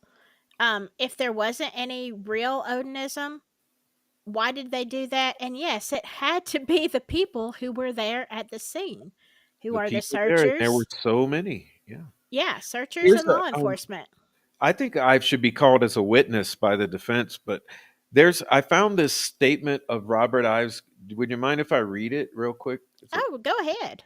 This is from um, the Down the Hill podcast, chapter 5, signatures, where Robert Ives appears, and he says, "All I can say about the situation with Abby and Liberty is that there was a lot more physical evidence than that at the crime scene. And it's probably not what you would imagine where people think that I'm talking about. It's Hmm. probably not." So, what is he saying? He's saying there's a lot more physical evidence than that at the crime scene. Hmm. And it's not what you would think.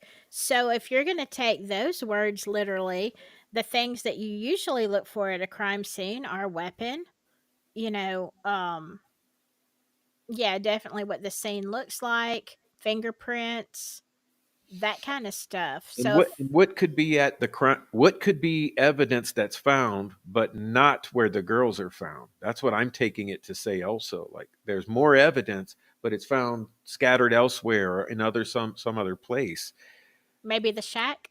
I don't know. Yeah, but that's what I'm saying. How Robert Ives consistently conflicts with the current Mhm. prosecutors or the current law enforcement's take on things. Like when he said they're immediately found, you would have solved Right. it within a week. There's so much evidence, probably not what you imagine, but it's not at the crime scene. I mean, it's like, why is Robert Ives not a witness at this point? Well, he is going to be. The defense has put him on the list. But Mm. yeah, that's the thing. And I'm pretty sure now I heard an interview. Now you know I love Joe Lewis. I do. But he was pretty I think it was Joe Lewis that did a live on Robert Ives, and he was like he was very um he was very harsh on Robert Ives. But then he said that, for stepping down at this time. And but then he said that he talked to someone else, a lady who said, I don't know what's going on, but this is not him. Like, he's a good guy. Ives is a really good guy. So I don't know why he's doing this, why he's stepping down and all this. And you have to imagine, because of some of the things that, that people told me, like people were literally scared for their lives. Um, Well, I Especially in the believe beginning. in the early days, yeah, I believe the Yeah, bloodlust and all. I mean, the thing is, this, I just believe there's so much more to this than anyone local is willing to admit. Like all of these right. players in the media and the family, everyone is like putting on this facade like it's just some normal little double murder that just happened and there's no huge cartel that's threatening everyone's lives. But when you Mhm. have someone like a Garrett Kurtz and Chris Mathis saying like, "Look at what happened to Delphi," they're scared to talk. It's like that Right. should be a clue here that something's people are living in fear. Yeah. And can you imagine Robert Ives being called and he knows the truth, and he wanted out of it so bad, like he just stepped down, and now you're being called as a witness. Can you I mean, that's got to be extremely stressful. Like, I wish that we had this on camera. I would love to see his face. Well, that's the tragedy of it. That Yeah, yeah, yeah. I mean, we're going to be relying on people in the courtroom who are all biased in different ways to try to get an impression of what happens. right. But but no, what I feel about Ives, see, I've looked at. Okay, did you see that Carter?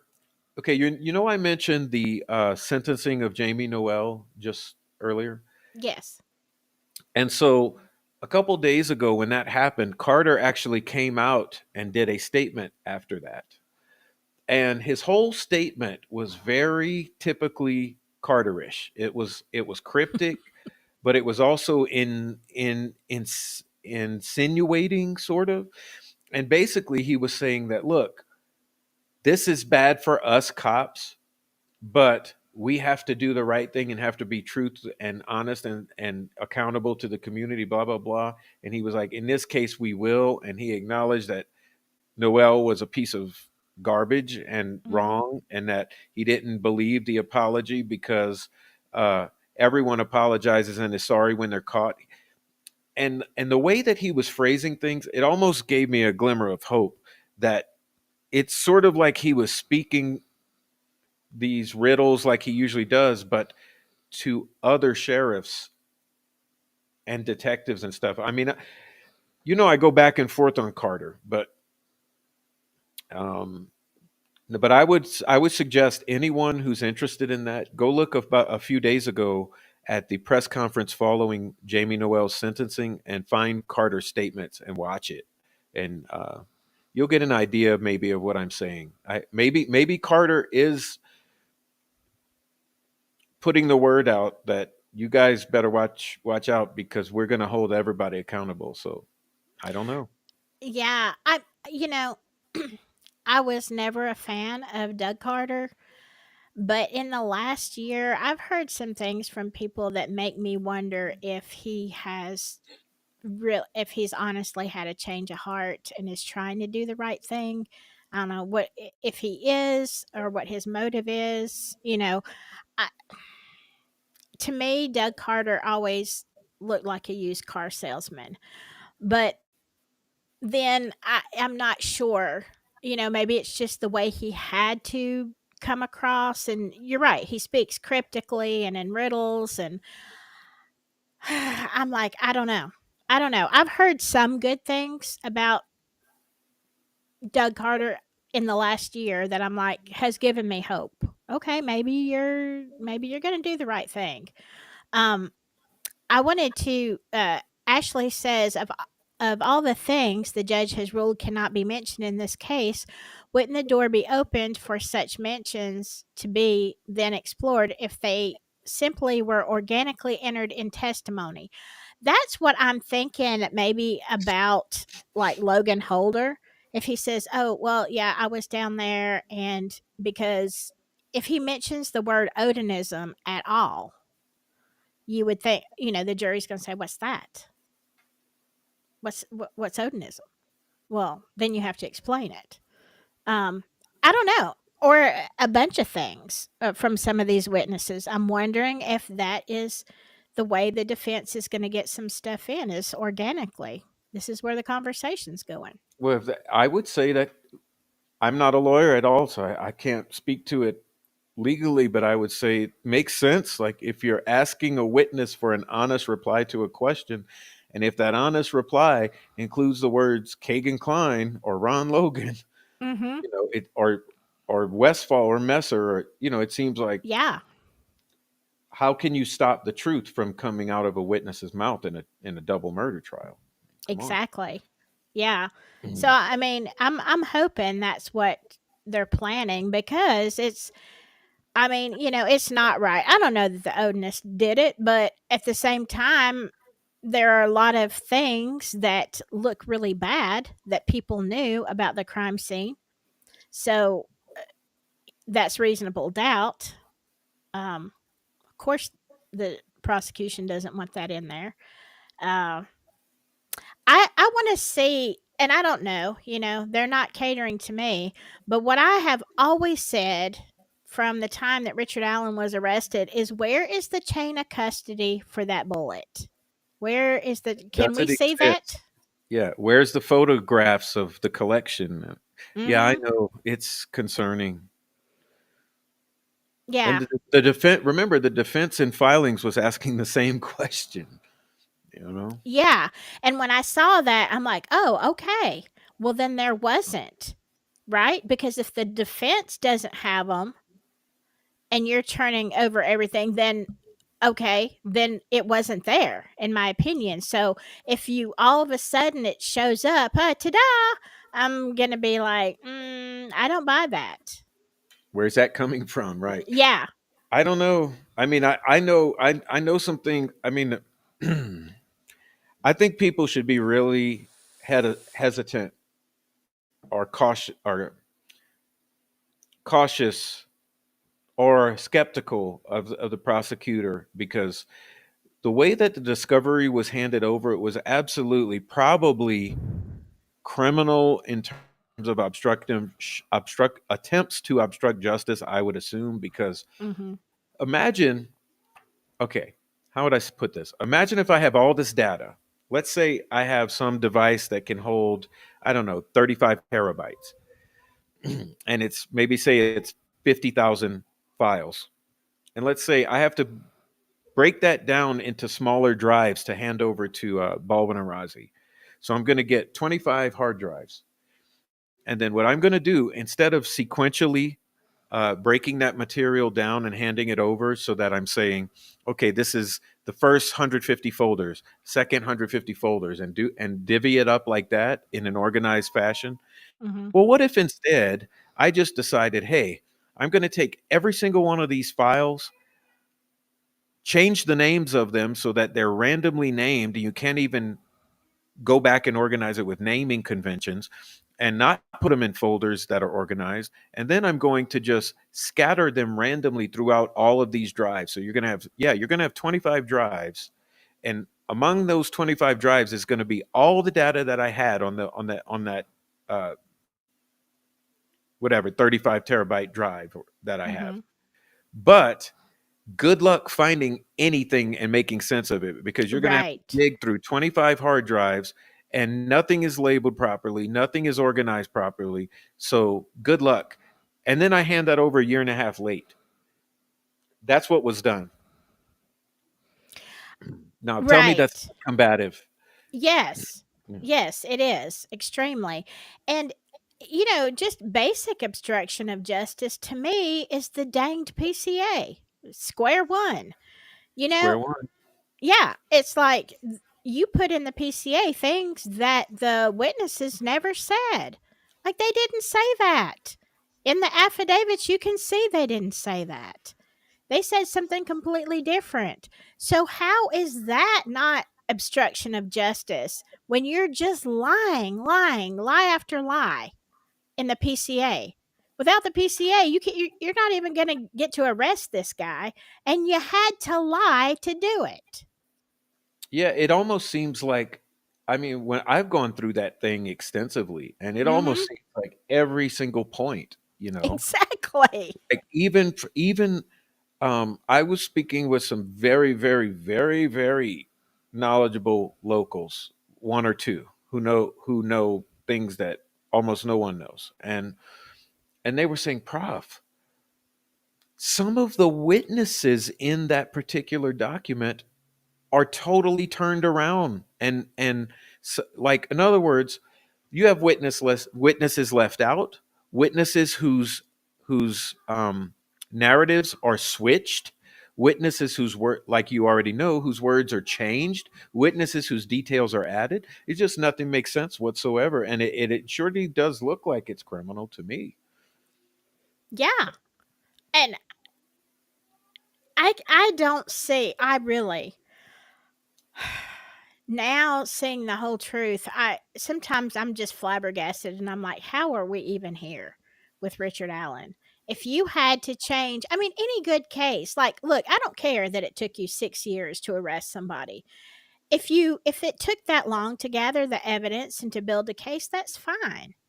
But you didn't. You lied about everything to build a false narrative.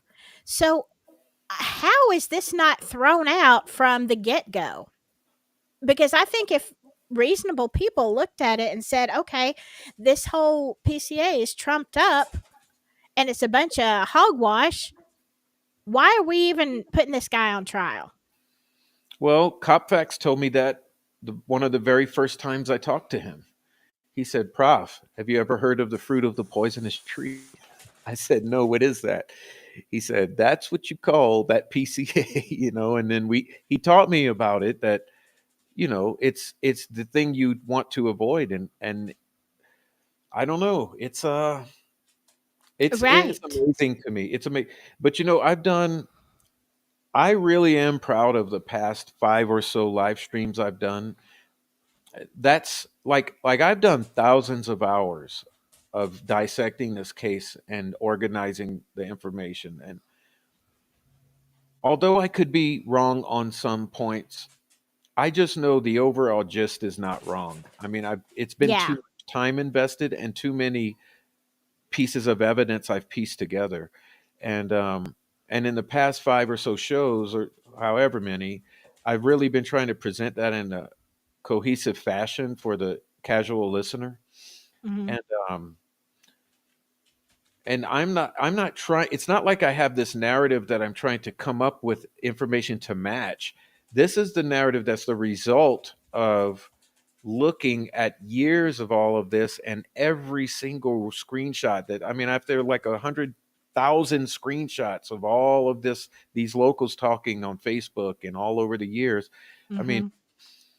after filtering through all of that, it just looks like it's something else. And so how is this going forward in court like this when it's so it's like if they had a rock solid PCA and a rock solid theory of the crime and rock solid evidence, you could say that, well, yeah, that could be an addition to what we're seeing out here in the civilian world. But I'm saying, well, hold on. When I've put together all of this separately, and then I'm looking at how poorly done this prosecution of Richard Allen is, including the fruit of the poisonous tree that shouldn't even be allowed in. It looks like there's something nefarious afoot, and that's Yeah. what's insulting as a human being. It's like, how can you Right. do this when everyone is you're doing this in the wide open? Yeah. Yeah. So I mean, yeah, that's the whole thing is, in my opinion, after, because we didn't know. You know, we believed because they had everything hidden. You couldn't see, like with these other cases, you get to see stuff. Maybe not everything in the case, but you know a lot. You knew nothing about Delphi really. And then so the PCA comes out, and to me the PCA was not that strong. It was weak, but I'm like, okay, well, maybe. Um, but until the Franks motion came out, we had no idea that it was just a load of crap.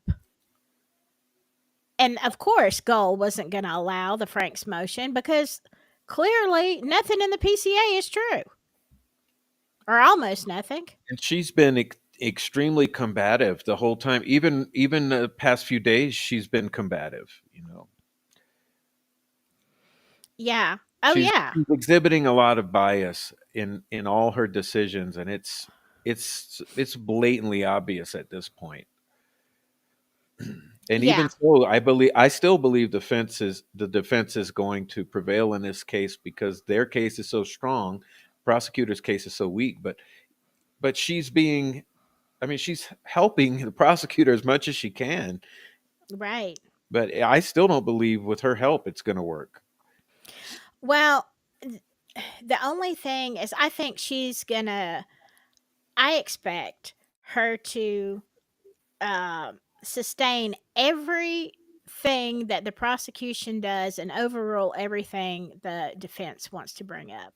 I expect it to be extremely lopsided. Now, maybe she'll prove me wrong and she's going to, but she doesn't want the trial televised. So clearly, there's reasons for that. But I think it's going to be very lopsided.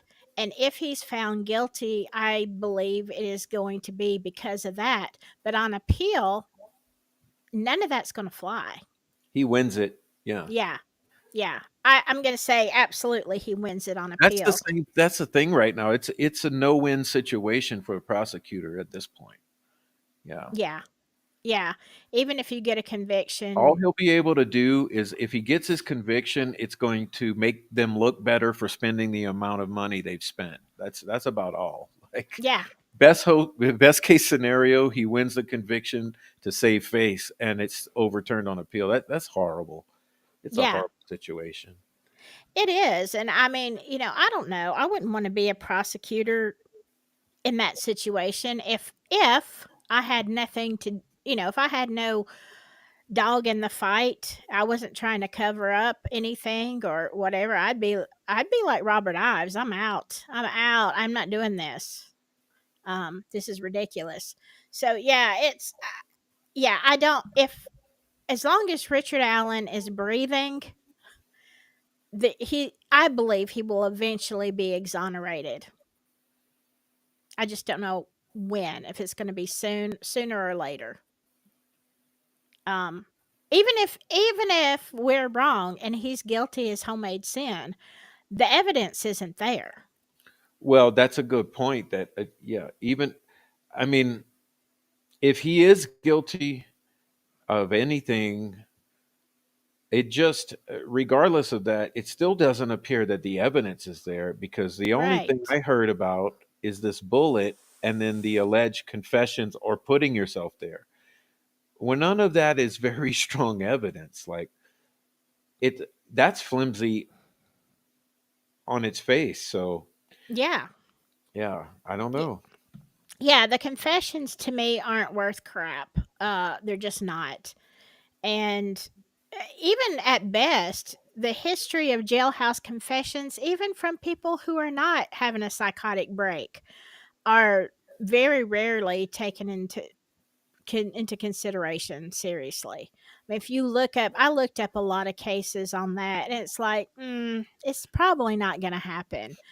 You Can I know, can I speak on that a moment? So yes, absolutely. yeah, okay, I'll put it this way, because it's some of the way people gaslight is really infuriating, and it's like this: if Richard Allen had confessed immediately to detectives, so when he first comes in to be questioned, or the very first 24 hours of his arrest, when he's being interrogated, if any situation like that he had confessed, and it be a very good confession where he says, I did this, this, and this. I was here, here, here. I know this, this, and this, and everything checks, check, check, check. All boxes are checked. I Hmm. would have absolutely no problem accepting it. It Right. would be like, well, yeah, that's the way things work, because it Hmm. happens often. But what gets me is that in this instance, we know that he was. So what he's arrested in October, November, December, January, February, March, April, May, June. Okay, 8 months into a situation in Westville, maximum security, with who he says the Odinist guards who were threatening to kill him, and other inmates threatening to kill him, and in the midst of a psychotic breakdown and being injected with Haldol, and also on what else was he taking? I can't remember, but he has this cocktail of drugs. He's in a stressful situation, according to his own words, to be given jailhouse confessions at that point. They really don't hold water to me. They really don't, because by then information would have had an opportunity to filter back to him through the other inmates and guards, and plus he's undergoing this physical deterioration and this psychological breakdown. I don't know. I don't know. Well, let me tell you about Haldol because I recently had an actual experience with this. We got in an inmate that, okay, he had been in a car accident, so he had a history of brain injury, which that's a whole mess on its own. But he was involved with a cartel. I mean, he was out there. He was violent. He was drawing pentagrams in his own blood on the cell wall. I mean, he was obnoxious. He was just when I say he was out there, he was really out there.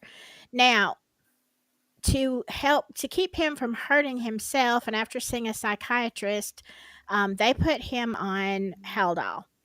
There were a few other things, but it wouldn't have had this effect.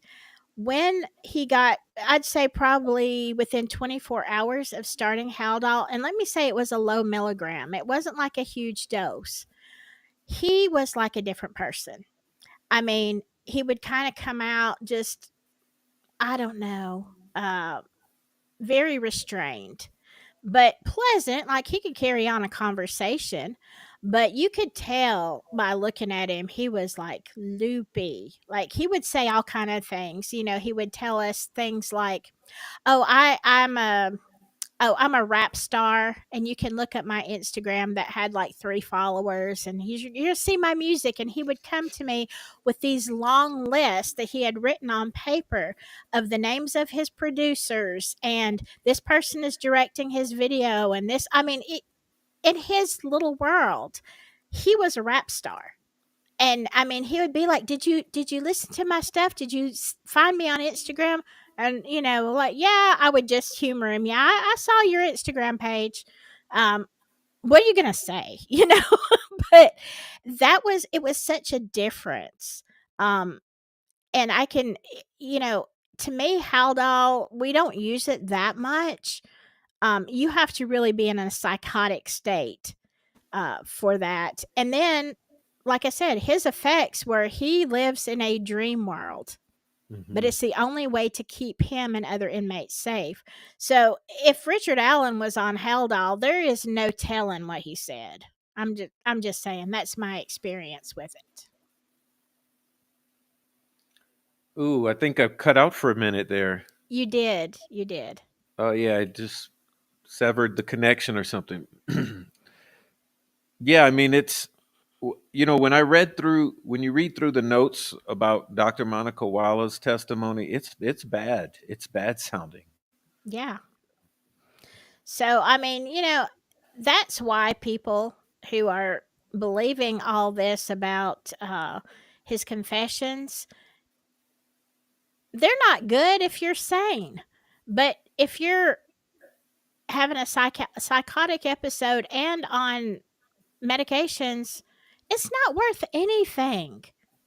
And he couldn't even give details. It's like you said, Prof. If he had said from the very beginning and gave details that only the killer would know and that kind of stuff, yeah, sure. But in this situation, absolutely not. There's nothing credible about this. The defense will have a field day with that too because they'll be able Hmm. to show his condition. That's what I mean about the weakness of the case. It's really sad because if this prosecutor was going to have a strong case, you know, maybe, but this there's such a weakness that the defense is just going to be able to immediately show no, he was undergoing. They're going to have Dr. Monica Walla there to say he was undergoing psychosis. He was medicated. It was long and extended, and I don't know. These they're going to find the conflicting with reality type of statements he may have made, and they're going to take those and hammer how if these are not credible, then how are the other five credible? So yeah, it's gonna be. I mean, it like you called it a circus. I think. What did it? You said Delphi The trial circus. Yeah, Yeah, a circus in the courtroom and outside of the courthouse. yeah, it's going to be something. Um, Prof, I am just really sorry that we haven't done more lives together through this whole thing, but I definitely think we should during the trial. I know my schedule, your schedule, sometimes they conflict, but um, I Yeah, think we it's can. good. Maybe we can at least do one a week and keep up. Or Yeah, I'm. yeah, I'm very. I'm like. I can't help but coming across as excited because I am very excited for this month. I've been waiting for truth to come out, and I knew that this was the only process which was going to start to really lay out for people very clearly what some true or some facts are about the case. And it's been hard to do that in this time. So this is the yeah, opportunity now for people to be convinced of things which are fact. And I'm positive it's going to be happening. yeah. And I mean, I've followed true crime for ever since I was a kid, literally a kid. And I know so many cases, but there has never been a case that has grabbed me emotionally like Delphi has. And I really don't know the reason. But this one, I mean, there are some other cases that I'm emotionally invested in, but none of them to the point that Delphi just grabbed my heart from the beginning.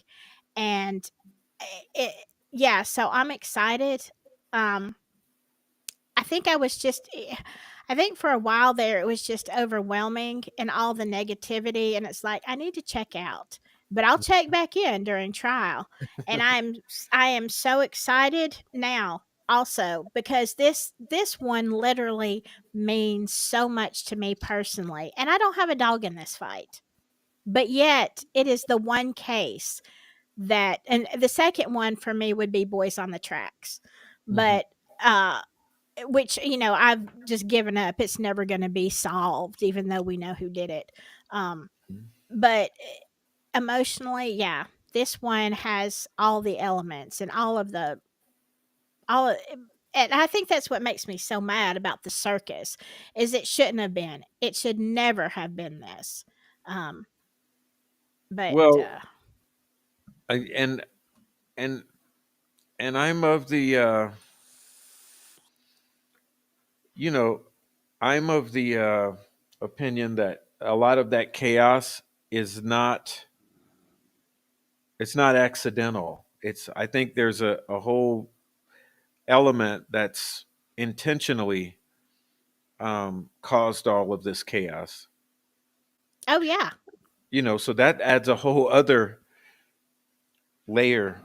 But you know what, murder? Let me make sure I have his name right because maybe I don't. This guy, no, that's not his name. Oh, what's his name? Do you guys know the murder in Texas of Brandon? What is it? Um, it's an unsolved open case, cold case. Um,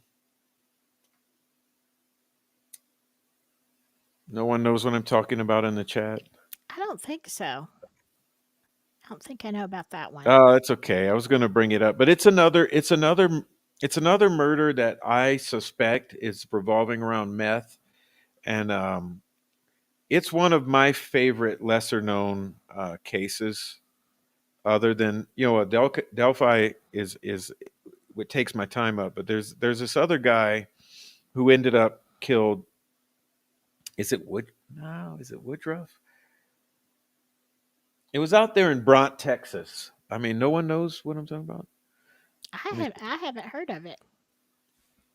How old? How cold is this case? Like how many years old? um, let me see if I can find. I says Brandon Woodruff. Oh, it's Brandon Lawson. Okay, Oh, Brandon Lawson. I found it. So okay. it's a 2013. Brandon Lawson is his name. It's one of the most amazing cases that or it fascinates me. Um, but Bront is near Abilene, and it's a case that I suspect is involving Lawson. Yeah, Lawson, meth, and it's probably one I would like to talk about or do a few shows about eventually when this winds down and some time opens up. Brandon Lawson. It's a mystery. It's creepy. Hmm. It's further back than Abby and Libby, and I think it also involves meth. So yeah, Hmm. Creepy. I like creepy. I tell you what, I'm thinking about starting, but it's a man, it's a deep dive in so many victims. Um, I'm very interested in the situation going on at in Lady Bird Lake in Texas, in Austin, and potentially the smiley face killer. Man, that is a rabbit hole too. There's a lot of components to it and a lot of different cities, but definitely, even if it's not related to that, the Lady Bird Lake, there's like how many y'all? I know some of y'all in the chat know there's something like 11 or 13 victims. Like they just keep yeah. piling up. It almost sounds like a serial killer, or maybe a, a gang is dumping bodies. I don't. I guess what I'm starting to realize for some reason, I'm not as much into serial killers as I am the meth tragedies for some reason Yeah, uh, mystify me, but serial killers not so much. But that's what Alex is real into. Like I talk with Alex a lot. And Alex is a serial killer hunter, basically, and so yeah, that's what his fascination is. It's awesome that we all have our own things, and I'm really most interested in your ghost channel. Like like a channel. I have a whole other area of interest other than crime. Yeah. Actually, Delphi is one of the, it's one of the only crimes I'm interested in. But yeah, so I don't know. When this is over, we'll have to talk paranormal on my other channel, and yeah, see, because I've only done a couple of lives there. They really like it, but I just I don't like it as much. because of my schedule. But and now with Delphi, it's not going to happen, not very often. So, but yeah, later on when all this blows over, I just don't see it blowing over. And I like at the end of the day, I want to see Richard Allen exonerated, really, because they have no evidence. I don't know if he's guilty or not, but they don't have the evidence, in my opinion. And but then, what do we do about who killed Abby and Libby? You know, that's what I don't want to. Uh, that's what I don't want to see. Fall by the wayside. Is Mhm. okay. And I'm afraid they will, because why wouldn't they? They Oh, want this to go away too. they want it to go, but I don't think the public will ever let it go until it's. I mean, that's the thing that mystifies me. It's like, how can you think you can keep lying to everyone? People have an innate ability sense that someone's being deceptive. Like, I always reference the Susan Smith case, how I was just a 16-year-old or something, and I looked at that TV and I said, "Oh no, she's not telling the truth." Very Yeah. first time and and it turned out to be a gut instinct that was spot on. And I think most people have that innate ability. So they're until they're told the truth, they're not going to let this case go. I tell you what, first, and I was very young. I can't even remember how old I was, but uh, not even in junior high. I remember reading the Sunday paper, and it was a recap of you're going to talk about an old case. This is the Charles Lindbergh baby kidnapping. And I remember reading, about the wife and things like that. And I started studying that. It was hard back in those days to get info, but I tell you what, I do not believe that the guy they executed was guilty. I just don't. And because it's kind of the same thing as Boys on the Tracks and Delphi. It's like you got a lot of evidence that is questionable at best, especially when the police you don't have evidence, then the police camp out for 3 weeks and kind of like the magic bullet. Oh, look what we found. Are you serious? It was sad. It's a sad case, and that's what sparked my interest in crime all those years ago. So there you go. Um, well, it's going to be interesting. I have to work late tomorrow, so I'm not even going to catch up with what's going on in the trial for I don't know till this weekend probably. But because they Awesome. changed my hours. But yeah, let's keep in touch and let's at least do once a week and recap or whatever kind of bombshells come out. And I can't wait. I know, me too. I'm All right. excited. I'm excited now. Well, All thank right. you. Thank you, chat. Thank you. Yes. Thank you very much. Thank you, Prof, for coming on. It's always a pleasure to have you here. And yeah, the chat has been absolutely fire tonight. Uh, all right, let's all get some sleep and try to figure out what's going to happen in Delphi next. All right, whatever you do, stay safe. Good night, Prof, and stay silky. Bye bye.